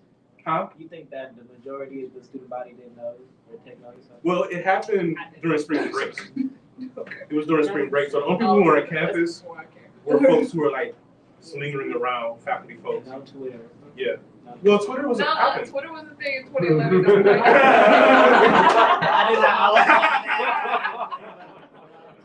Yeah, but to your question, really quickly, because I know we have a few more questions. Yes, it is in part a reaction to like Biden's kind of do nothingness. Milk toast. Yeah. But their lens, and this is important, I think, when we tell the story about 2021, we have to tell the story about how the organizers began as student debt folk. They were trying to get student debt canceled. And that's how they get involved in protesting. First, Trump's Department of Education, but they continued when Biden got into office. And so there's an NAACP Live Movement connection to the student debt conversation that we need to have that got those students first involved in organizing. So in that sense, yes, and I think student debt is a great lens to understand like student activism in 2021, right? If you are becoming indebted as a consequence of being a student and the student experience doesn't meet your standard, that's a problem. Student debt on its own is a problem. But the idea that I'm going to be in debt and go through this, so yeah, I do see it as in part a reaction to the condition, to the larger conditions. And I think Biden, y'all know Biden could have easily canceled all of the debt. Right. Yes. And so $10,000. this is ongoing, right? This is an ongoing thing. I'm going to defer to my cousin here who has had their hand up for a long time. So you go first. I'm going to go after you. I wanted to point out that, like you said, they are really turning into more business now. We have apartments and everything. But when I was a freshman in 2018, we paid a $200 housing security deposit, but we got it back. I've been learning that my undergraduate friends are not getting their $200 even if they don't get housing. So you pay $200 for basically like this weird lottery, and they don't give you housing, or you live in the worst conditions of your life. So I just feel like you said, they're really like Frederick is leaving, and I feel like he's like fucking it up and then leaving and be like, I did my best, Howard forward, you know? But yeah, you know what? I literally have met a contractor who is so upset about the annex building. I'm a fine arts major. That was supposed to be where I was gonna learn, but now it's literally a wasteland. And I won't even get started on how they're treating College of Fine Arts. Our dean is, yeah. So yeah, this talk has been great. So thank you. Yeah, appreciate it. Yeah. So you know, I'm gonna have 1,000 questions for you. So I'm gonna try to, distill it to a point. I know we've been talking about Howard the whole time. I have Howard-related questions. I have non-Howard-related questions. Do you have a preference between those? Please have a preference because I don't know which one to choose. Not Howard. Not Howard. Yeah. Not Howard. Yeah. Okay. You're talking to a member of the Qualitative Society, that's been for many years. So just know who you're talking to. I'm just introducing you. Go ahead. Okay. Yeah, so I was gonna ask, can you talk about how the Black culture of the Carolinas impacts your view of the world, your sense of the world, your thought, your writing? How much time we got? So I was born in Orangeburg, South Carolina. It's in the middle of the state. It's a majority Black county. So Orangeburg County is the largest county in South Carolina by land mass. But I was born in the county seat, Orangeburg. It's the home to two HBCUs, South Carolina State University and Claflin University. Historically, it was one of the largest cotton producers in the state. And so there's that particular history. There's also history of revolution, Black people's revolution in Orangeburg.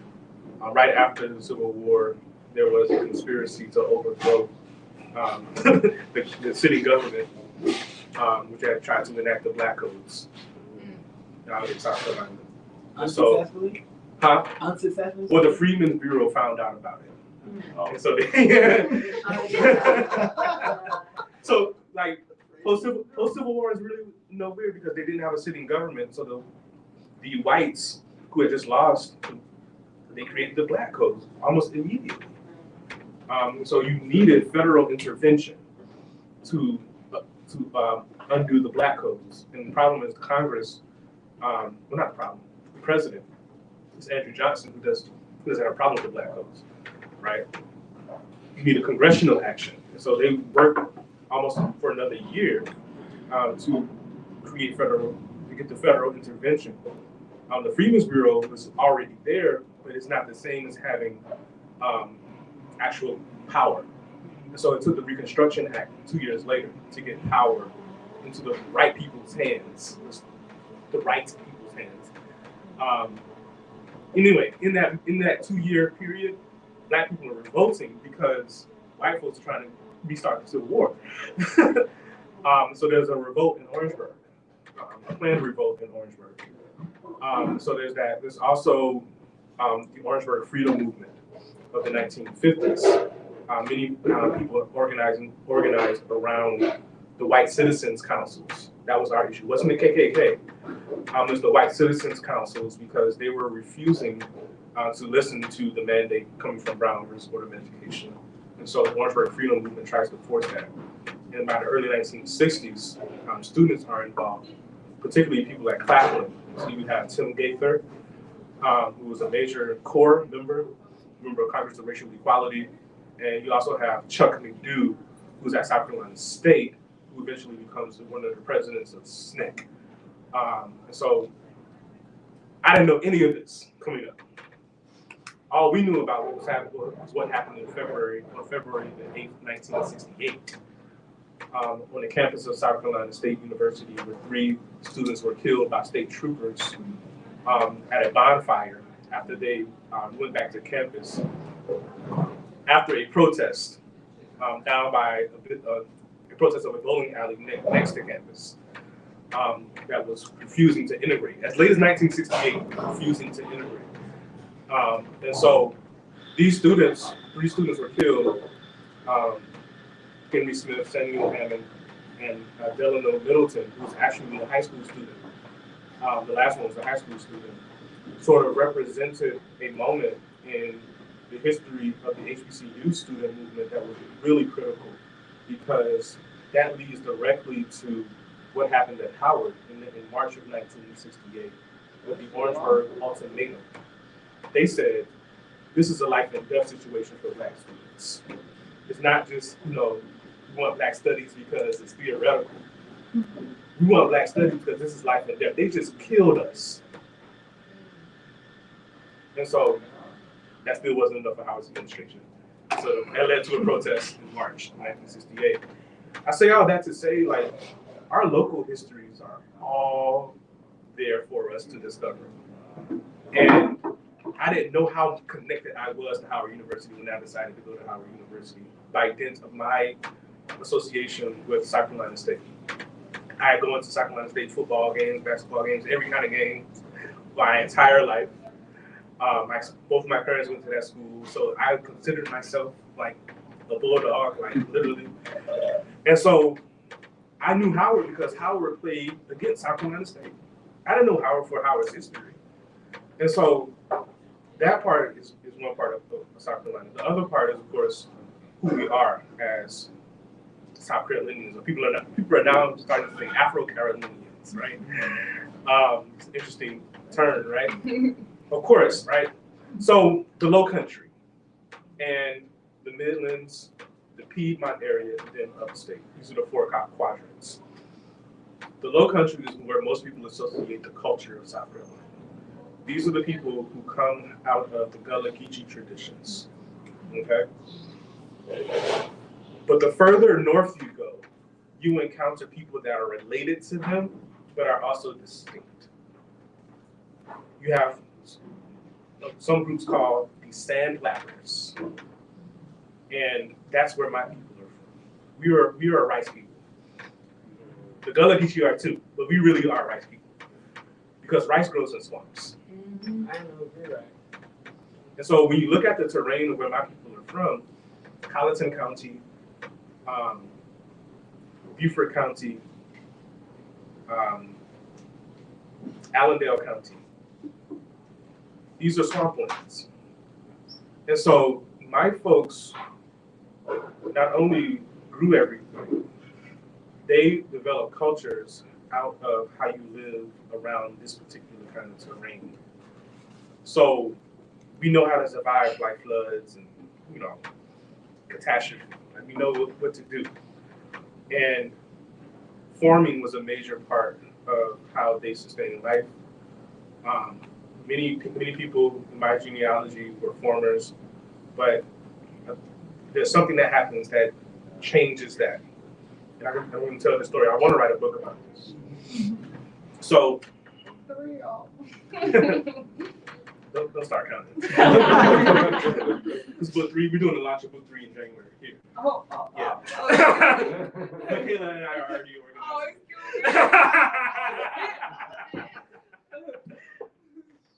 I was going to announce it later. But yeah. So this, I'm trying to tell this as quickly as I can. So my three times, I think it's 3, my great-grandfather, Jackson Wiggins, was a farmer, but he's also a church leader. He was a deacon. The name of the church is like Deep Creek Baptist Church. It's smaller than Sankofa. The church was smaller than Sankofa. There's a place called Islandton, South Carolina. It was probably smaller than Pleasant Plains neighborhood. And so there's this sister who was trained by Booker T. Washington. This is why Booker T. Washington is not, his name is not as, how would you say, it's not quote unquote derogatory in certain parts of the South as it is in the North, right? Some people love Booker T. Washington, right? And this is why. He's training the sister by the name of Elizabeth Evelyn Wright. And Wright says, we're gonna go build a school on the Tuskegee Mountain in South Carolina. This is like the 1890s. So she visits all the churches because she knows, just like in Tuskegee, that we're not gonna have a university without the support of the Black church.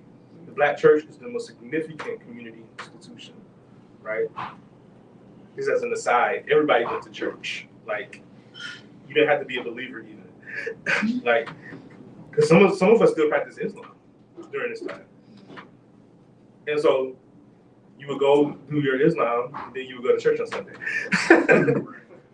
More of us practice hoodoo. Thank you. But you still went to church on Sunday. And so it wasn't necessarily about theology in the most conservative sense. It was about community. And so as another parenthetical, I found out on my mom's side that her great grandfather used to go to church too. But he used to go to church for the let out and sell liquor to the congregation. so they could do the other Sunday activities.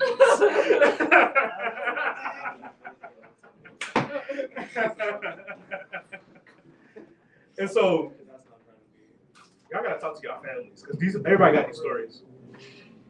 So let me go back to this story about the church. So the sister, Miss Wright, she comes to my great-great-great-grandfather's church, and to them it's fanciful, a university. Here, in this part of the state, right? This is before South Carolina State is even founded, which has its own peculiar history because it's founded by a murderous Pitchfork Ben Tillman. Well, it's founded by a black man. Ta-Nehisi was just here. I know the title of his book, We Were 8 Years in Power, comes from a politician, Thomas Miller, who was a politician in South Carolina. The 8 years in power, the Reconstruction years. That's a Thomas Miller quote. Thomas Miller, after they were in power, he has to go back to the drawing board because you can't vote no more. And so he goes to this murderous Pitchfork Ben Tillman. When you look him up, you'll see what I'm talking about. He leads the massacre in Hamburg, South Carolina. Back then, you can lead a massacre and then use that to become the next governor. They were just murdering black people. So after he does that, Thomas Miller comes to him and says, all right, y'all disenfranchising us. We will stop, same thing Boots Washington does. We will stop agitating for the vote, but you gotta give me a college. That's what South Carolina State University comes from. Elizabeth Evelyn Wright, she wants to create a private institution. She don't want the state to fund this. And so she goes to these churches and she asks for money. And so my great-great-great-grandfather says, yeah, whatever. If you build a whole university, or if you really are serious, I'll give you the first $150. That's a lot of money in the 1890s. He didn't even have it. I don't. I personally don't think he has it. This is why he doesn't have it. He's a sharecropper. And the second reason he doesn't have it is this elder has like 32 children. They don't have it either. 32. 2 wives. 16 each. I guess he was nice enough to make it even out. Imagine 20 and 12. 16 balls. This doesn't even sound like it's a true story. I promise you it's true. I promise you. Also, there's another descendant of Jackson Wiggins that goes to Howard right now. Y'all know Cambridge Dansler? Yeah. He's a descendant too. So that's my cousin. Okay. Yeah.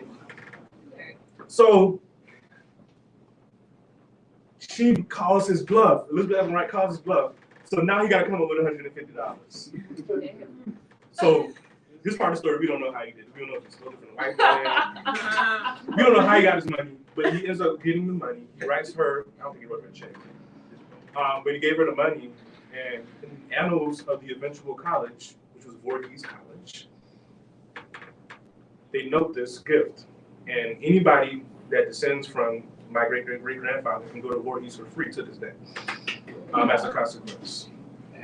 But this is where it turns, because his granddaughter is my grandmother. Okay. I think I'm doing that right. No, my great-grandmother. His granddaughter is my great-grandmother. She is 7 years old. And she's going, they decided to send her to school so she would not be a sharecropper. So it's a boarding school. And it's time for her to go. There's a train stop, still a train stop to this day in this place called Yamasee, South Carolina. named after the Yamasee peoples, the indigenous group. So they go to the train stop, just him and her. 3 white men come out of nowhere, and they say, "Do you have a ticket?" He says, "No. I'm here to drop my. I'm here to see my granddaughter off."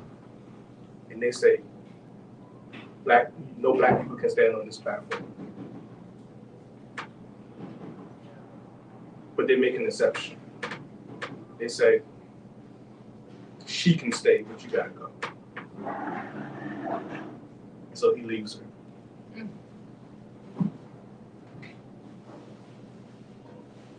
I don't know what he said, what ritual he performed,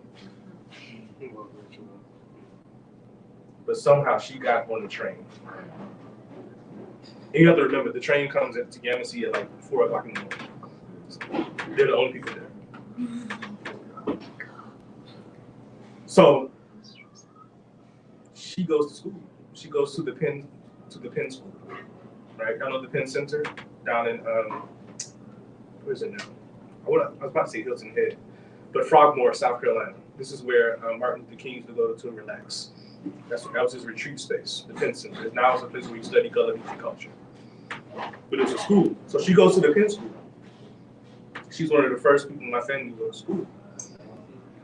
Now, a lot of people believe that her grandfather never left the train station, that he went to hide and watch and see her off. But we don't know. We don't know what happened at that point. We just know that she made it.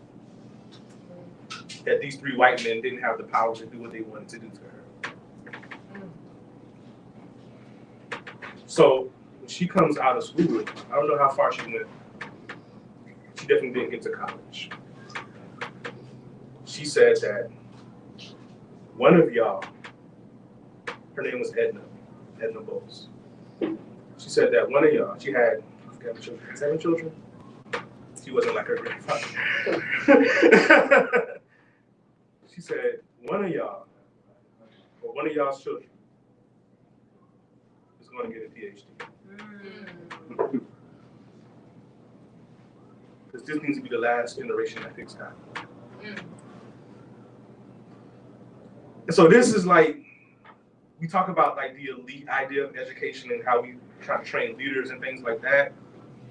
But this is from people from like the folk who are centering the importance of education, not because they want you to leave and go and be a great person and be successful, but they want to transform their own communities. And so, I see your hand. I'm just literally more to the story. So, when she says that, my grandmother, her oldest, I think it's her oldest daughter, she became a school teacher. Her sister became a school teacher. Her brother became a school teacher. Her 2 other brothers created a bus company that when I was a child was still effective. When we did a church trip or anything like that, it was always with our own bus company. But my grandmother, who I never met, she passed away from cancer in 1975. She became a teacher, and my father followed her footsteps as a professor. And I was the next after my father to get a PhD. And then my sister got a PhD. And then my cousin got a PhD. And then on and on and on and on and on. And so this is a story of like graduate education that's rooted in something different than a legacy of being part of the Black community. Because none of us are actually rich. But we also are being exploited on the cotton plantation. And that was her dream for us, and that's what she believed education is for. And so I do have something of hers. So she loved Martin Luther King. So she had Martin Luther King records on LP. So I have her LPs of Martin Luther King. But my grandmother left a mini library of her teaching books and some of the books that she acquired from her children when they went to college. So when my grandfather died in 2016, my parents wanted to throw the books away. I'm like, they're not throwing the books away. put them in a box and mail them to me. Don't throw And those away. I'm going through the books, and I find Paulo Freire, Pedagogy of the Oppressed. Wow. I'm like, who was reading this? But I had to check myself. Why couldn't my grandmother have a copy of Paulo Freire? Right? And so when you go into your own family history, you learn more about how you became who you were. And what's your And purpose is. and that's really something that I would have never done had I remained in South Carolina. So that's where South Carolina shows up. And that's just part of it. I can say more about the food and the churches and all the other things that we do. Did you see the tweet that I added you with? The oxtail flatbread? That was you? I was like, I know you don't hate it. Y'all had questions. I didn't respond to that negativity. Right here, and then you go, yes, please. Yes, ma'am. Thank you. That was I had a question specifically just about like Howard as an institute. I can't really pinpoint when they started to contract. I like throw a lot of like blame on Freddie over there all the time for a lot of like the bad decision making. Oh, sorry, with Corvius and Sodexo and a lot of these like contracting companies.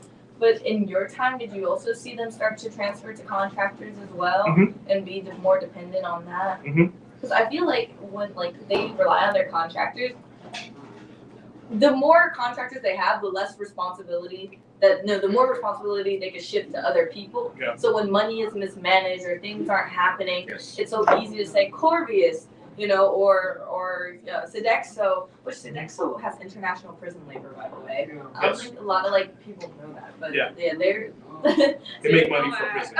exactly. Wow. Yeah. They run private business. They supply. They run them and supply them. To piggyback on that, I know at one point we had Thompson Hospitality, which is a Black-owned hospitality group.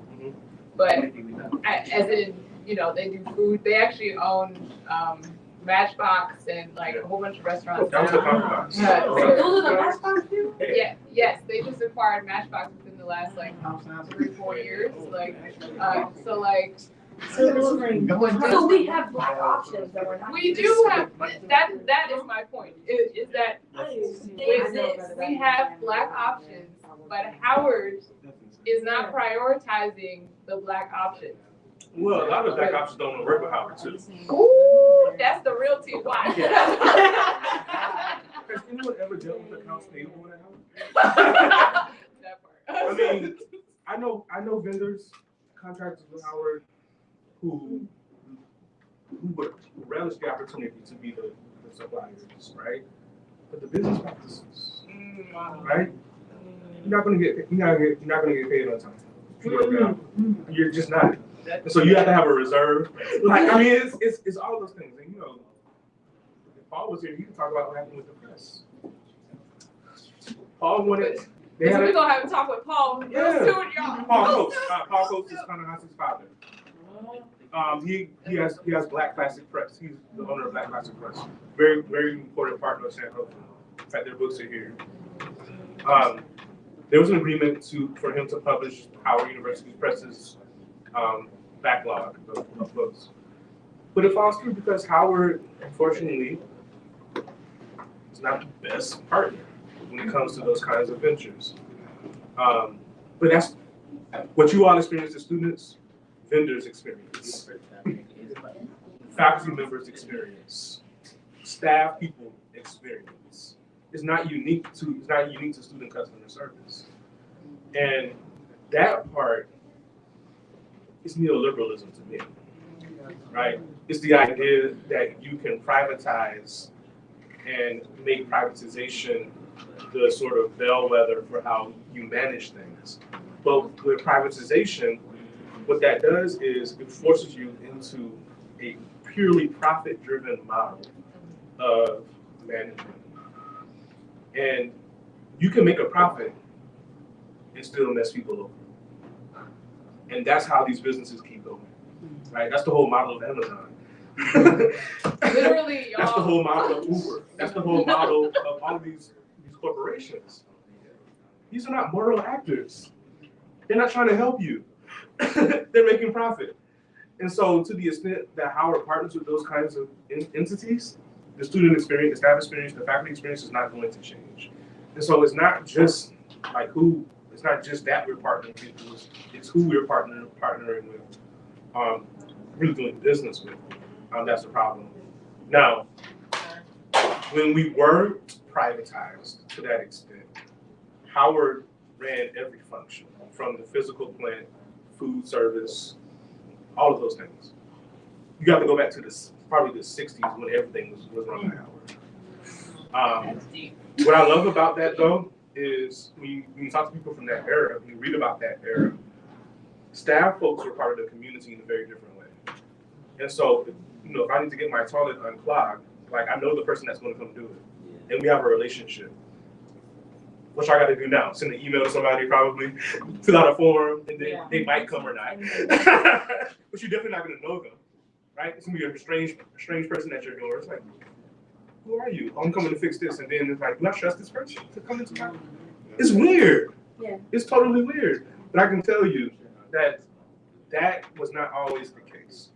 Like the staff folks used to be inherently a part of the community around Howard. And in fact, many of them taught students about Black life beyond the university. Now we have this sort of, this wall. Like they tell y'all not to deal with people from the community. And one quick story. I promise you not to get as long as my last story. But one quick story. In 1989, the students, particularly these young Black men from New York, y'all know the New York bravado, right? They come to DC thinking they can run stuff, right? Well, the DC community was like, no, right? And these are first generation college students, so they're coming literally out of like the hood in New York, and they're coming here and thinking, okay, we're gonna run stuff. And the DC folk like, no, and it leads to conflict, which is what happens usually, right? But campus police are also from the DC community. And so what could have been an ongoing beef that would have had very negative fallout became a point of contact in community. And it's crazy to even think that the police community, yes, because the police were hired out of this sensibility that the staff needs to be representative of Black people. And it had real ramifications, because guess what? When the students decided to take over the A building in 1989, guess who called in sick? The entire force. The campus police said, we're not coming to work.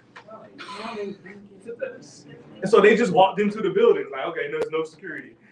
That's never gonna happen today. Because that level of community with staff does not exist. And it's intentional, I think. Yes. I remember when they changed, probably about 10 years or 12 years ago, something to that extent. I remember when they changed, we used to have just Black policemen, and then they started changing, but that's not campus staff. I was talking about DC police. Then you got the whole force turning white. So DC police is always different. Yes, it was always Black, but then they intentionally changed it and had all these white people because we were too close. Well, I can't vouch for DC scenes. But there's a moment where campus police is not this occupying kind of security force.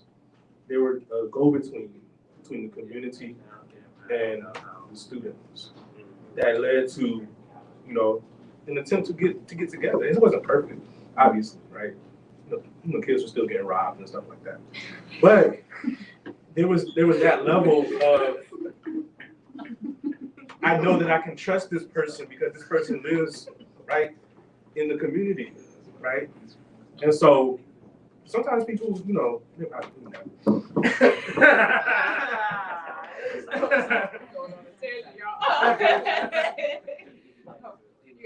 I want to kind of go back to what you were talking about with the South.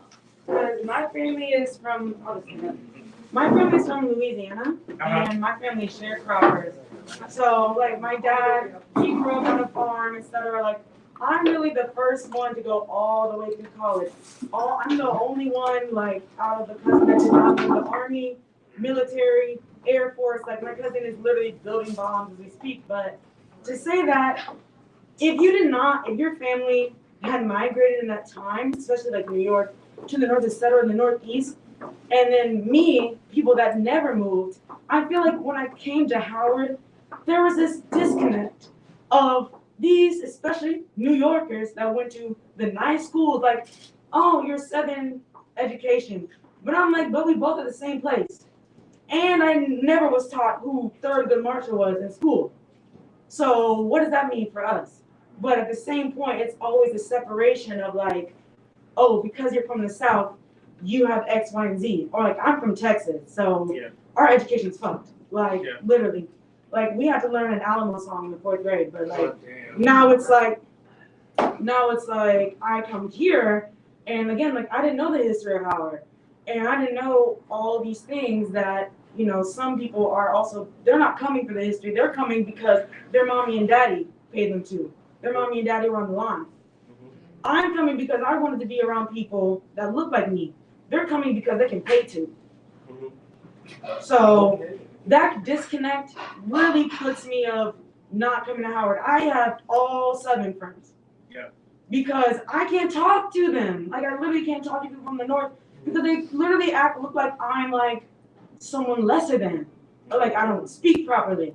Oh, your family still eats chitlins? Like, shit like that. Like, left that in the South. Exactly. Like, you, oh my God, grits are slave food. Y'all are insane. First of all, we still use Jersey. Y'all are insane. I've heard just like people that go into Howard's Cafe and they're like, this is just like, why do we have fried chicken on Thursdays? Why do we have this? It's kind of like that elitism, that separation. You see it walking around. Like, New York's running shit. Then you got Texas over here. But then It's then the argument of what is the South, is DC the South?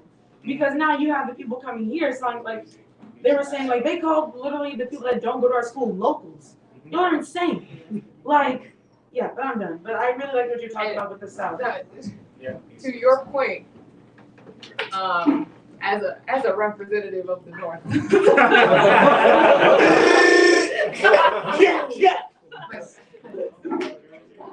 However, listen, half my family is from North Carolina. So, you know, like, Great Migration is real. Read The Warmth of Other Suns. Like, we ain't new to this, we true to this. We bring that shit up from the South. Like, don't get it twisted. But I hear you, because we are all raised with that mentality that the South is, oh, we left the South for a reason, right? And it's like, but there's trauma to that. There's real trauma with that. I mean, there is a reason they did leave the South. Yeah. Regardless, most Black people still live in the South.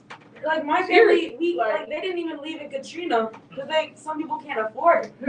Right. Like, it's like really about who can afford what. Always at Howard. But that's true. But it's also like, you're also getting inner city kids. You're also getting you're getting people who literally got to Howard by the skin of their teeth.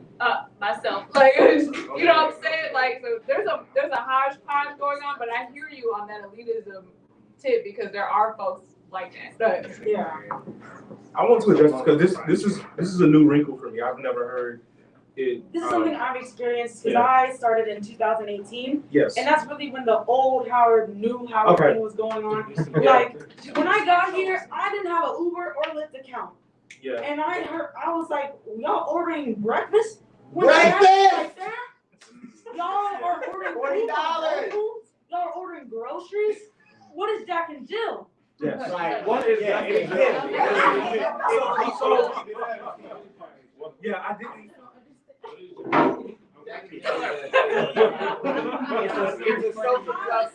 didn't know how much you have to know something to be here.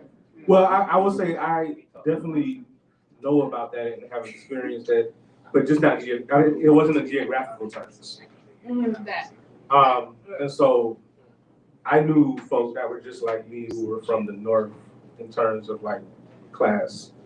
and we were able to connect around that. And so what you're saying, I think, is certainly valid. When you talk about like socioeconomic class and Howard being attractive to people. For me, you said it was Uber. For me, it was people who had like authentic, like Polo Ralph Lauren stuff. So you actually paid $65 for a shirt. Yeah, that blows me. Because it's like, oh, I thought we were all. We had U.S. Where Polo did all these Association. Telfars come from? Where did all these Marc Jacobs tote bags come from? But I mean, it was, yeah. And then Diddy, the funny part is Diddy had a homecoming party. Diddy had, I don't know if y'all, old how, I remember Diddy's homecoming parties at Love. Stop. Yo, I was the last class to see Love, bro. At Love in the club. Yeah, Love is now City Love Winery Oh. in Ivy City. Anyway, guess how much it cost to get into the party? I don't want to guess. $100. $100. $40 like And people were going. I'm like, you people were going to a party for $100? And so yeah, I think there's that shock, but I didn't experience it as geographical. Like when I came to Howard, you had Florida Avenue Grill, you had Cluck U, like you could get there's still places up here you can get chicken gizzards and gravy and rice. Southeast. Northwest. Florida Avenue Grill, Tony's Place. I'm personally vegetarian. My mom Yeah. is the one that does the Food chicken. corner, if you go Okay. But I mean, when I was here, they were also in the neighborhood. So I experienced DC as an urban place, but it was very akin to the South for me. Yeah. Very I agree. I live close to Benning Road, so Yeah. I feel like every time I step off, I'm like, I call my mom, I'm like, they got chitlins here. Mhm. When you come in, she goes, what? Like, really, like, I feel like down in the South now, chitlins are like an underground thing where like, oh, you gonna make them for me? Oh, I gotta clean my house today. I don't want, you know what I mean? Like, The first time see I it like heard, people selling it, that's crazy. the But first time I walked into a grocery store and smelled chitlins cooking that's insane. was Philly. That's Philly, Vic. So what we think is Southern is actually just Black. That's what I'm I think that class shock, right? Because that's the thing is that, you know, we're all under the guise that like Black people are poor. That's the narrative that the whole country tells. But then when you get to Howard, you realize that's not true. Like it's not true at all. It's not. Like we represent every part of the class system, and so like you're gonna see the Jack and Jill kids. I didn't find out what Jack and Jill was till I got here either. Like you're gonna see the kids that, you know, brunch every weekend. that literally have been going to Howard for generations, and you know, people where I'm from, like, oh, I mean, like I have people in my church that went to Howard, but other than that, nobody knew that like what Howard was. Like I had some, I think within my like cohort of kids that were in church with me and like went to college, we all ended up going to HBCU, but we all went to different ones. We went to Hampton and Spelman and then Howard. But it's like, I think that's just more of like a, you know, we came together and we realized that like this isn't all, we're not all alike. And that's good, but it's also like some of us are treating each other, you know, certain ways, and that's not cute either. But you gotta remind yourself that Give her the book recommendations. cool, whatever, but She's not done. Oh, okay. I mean, Well, I just want go ahead. I have to give this book recommendation. You have to read Ready for Revolution, right, by Stokely Carmichael, right? Chapter 6, Howard University, Every Black Thing and Its Opposite. It is so clarifying. It is so clarifying. When I first read it, I was a junior, and it just made my Howard experience make so much more sense. So Sankofa has copies of it. It's right in the front. Ready for Revolution. Read that book, and you'll have the language to understand what's happening around you. Sorry to take you back to the student activities against South Africa. That divest movement, how did you start divest in South Africa movement? So divestment has a long history in the United States. Of course, it becomes a global movement in the 1980s. But divestment has its logics in actually like the World Council of Churches. It's one of the major organizations. So these liberal progressive Christians, they begin the process in the 50s. So we all know about Africa Day that's celebrated, was it May 25th? Now, they took out African liberation.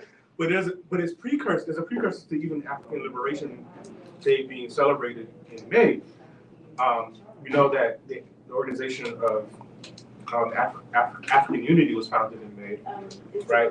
But even before that, they used to talk about in May this whole divestment movement going back into the 1940s.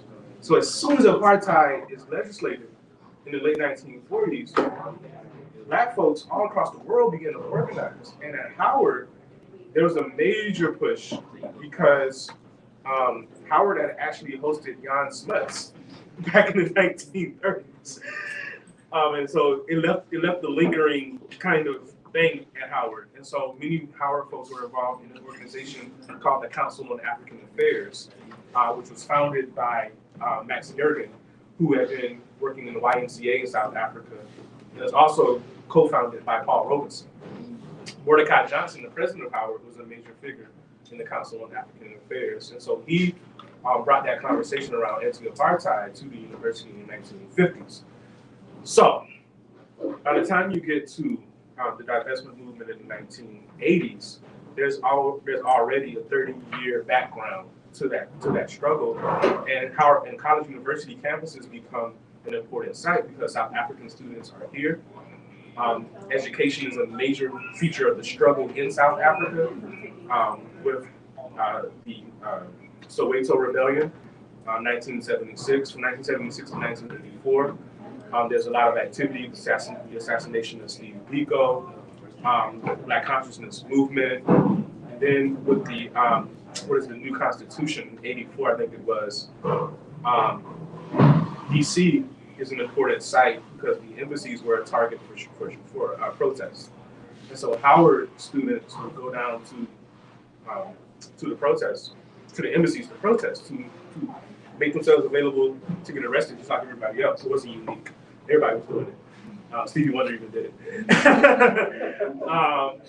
And so you would schedule your arrest. I mean, it was that performative, but it was good. It was a good performative. It was a good performative, right? And so celebrities and stuff, they would say, I'm coming to get arrested on December 13th, right? And they'll go get arrested. So Howard had Howard University Day at the South African Embassy, November 1st, 1985. So the whole Howard University community went to go get arrested that day. And it was important because many of the Free South Africa movement activists had Howard affiliations. And so I must shout out Sylvia Hill. Sylvia Hill had been involved in Southern African organizing going all the way back to 1976. And she uses Howard because Howard has a radio station and Howard has resources in the TV station and other resources. And so she brought Oliver Tambo to campus. She brought Moses Gareb to campus. She brought Mugabe to campus. All in this small window between 77 and 84. And so that galvanizes the entire campus. Nelson Mandela sends his daughter to give a talk at Howard. Desmond Tutu sent his daughter to attend Howard. So much has happened. Phyllis Hyman, the great Philadelphia singer, she has an event around apartheid at Howard. I mean, there's so much. I'm talking fast because there's so much to say. Because anti-apartheid was a galvanizing force, and students they didn't call it South Africa, they called it the Zambia, right? The people's designation for the land. And so it was almost natural that we would be involved in these movements. Now, Howard is not involved in divestment, and here's why. Howard doesn't have any money to divest. So Howard didn't have a significant investment portfolio at the time. So divestment wouldn't have been an effective strategy at Howard at all. Colombia. The bigger universities, absolutely, Columbia, Harvard. In fact, Randall Robinson, the founder of Trans Africa, is connected in many ways to the folks that who are organizing around Howard. So there are many other names. There's Sylvia Hill, Cecily Counts. Oh my God, it's a sister, another sister. Her name is escaping me. Many of them are women because the Southern African Support Project starts off as only Black women, and they embrace men in the organization only later. So they use Howard as a basis. The African Studies department at Howard, the African American Studies Resource Center at Howard. All of these institutions were involved, or these entities on campus were involved in anti-apartheid work. This is a book too that somebody can write. Now, Howard has a major conference in '85 that supports sanctions. And so many of the activists at Howard are the ones that are pushing the Reagan administration and Congress to enact sanctions that leads to the Comprehensive Sanctions Act, I think that's what it's called, in 1986, that gives the United States government to divest. That has a Howard legacy too.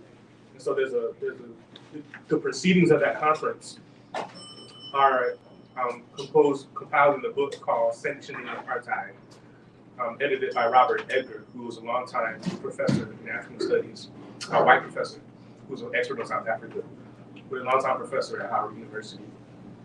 Who else came? What was his name? Robert Edgar. Was he still teaching? Like recently? Yeah. Probably like my African war writer. Probably. But yeah, it's a lot. Howard has a lot of anti-apartheid connection. And in fact, I do a little bit of it in this book because the students, when they're thinking about Pan-Africanism, they're thinking about it through the lens of Southern Africa. So, thank you. You're welcome. Okay, so we went well over time, y'all. What is time? Right, but I just want to thank Dr. Josh Myers for coming out and spending time with us here at the Cove. Okay, Coco, whichever you like. In this book. Yes, and there is a book here, and we will have more this week because USPS won't keep playing with our mail. But please come back, get a copy of We Are Worth Fighting For and Cedric Robinson, the Black Radical. That's good enough. Yes. That book. Yeah, thanks y'all for coming. Y'all was really engaging and everything. Who knows? Any last words?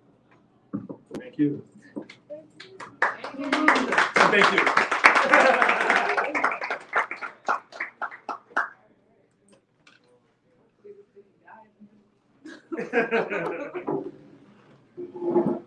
Probably not all that shade. Oh, right.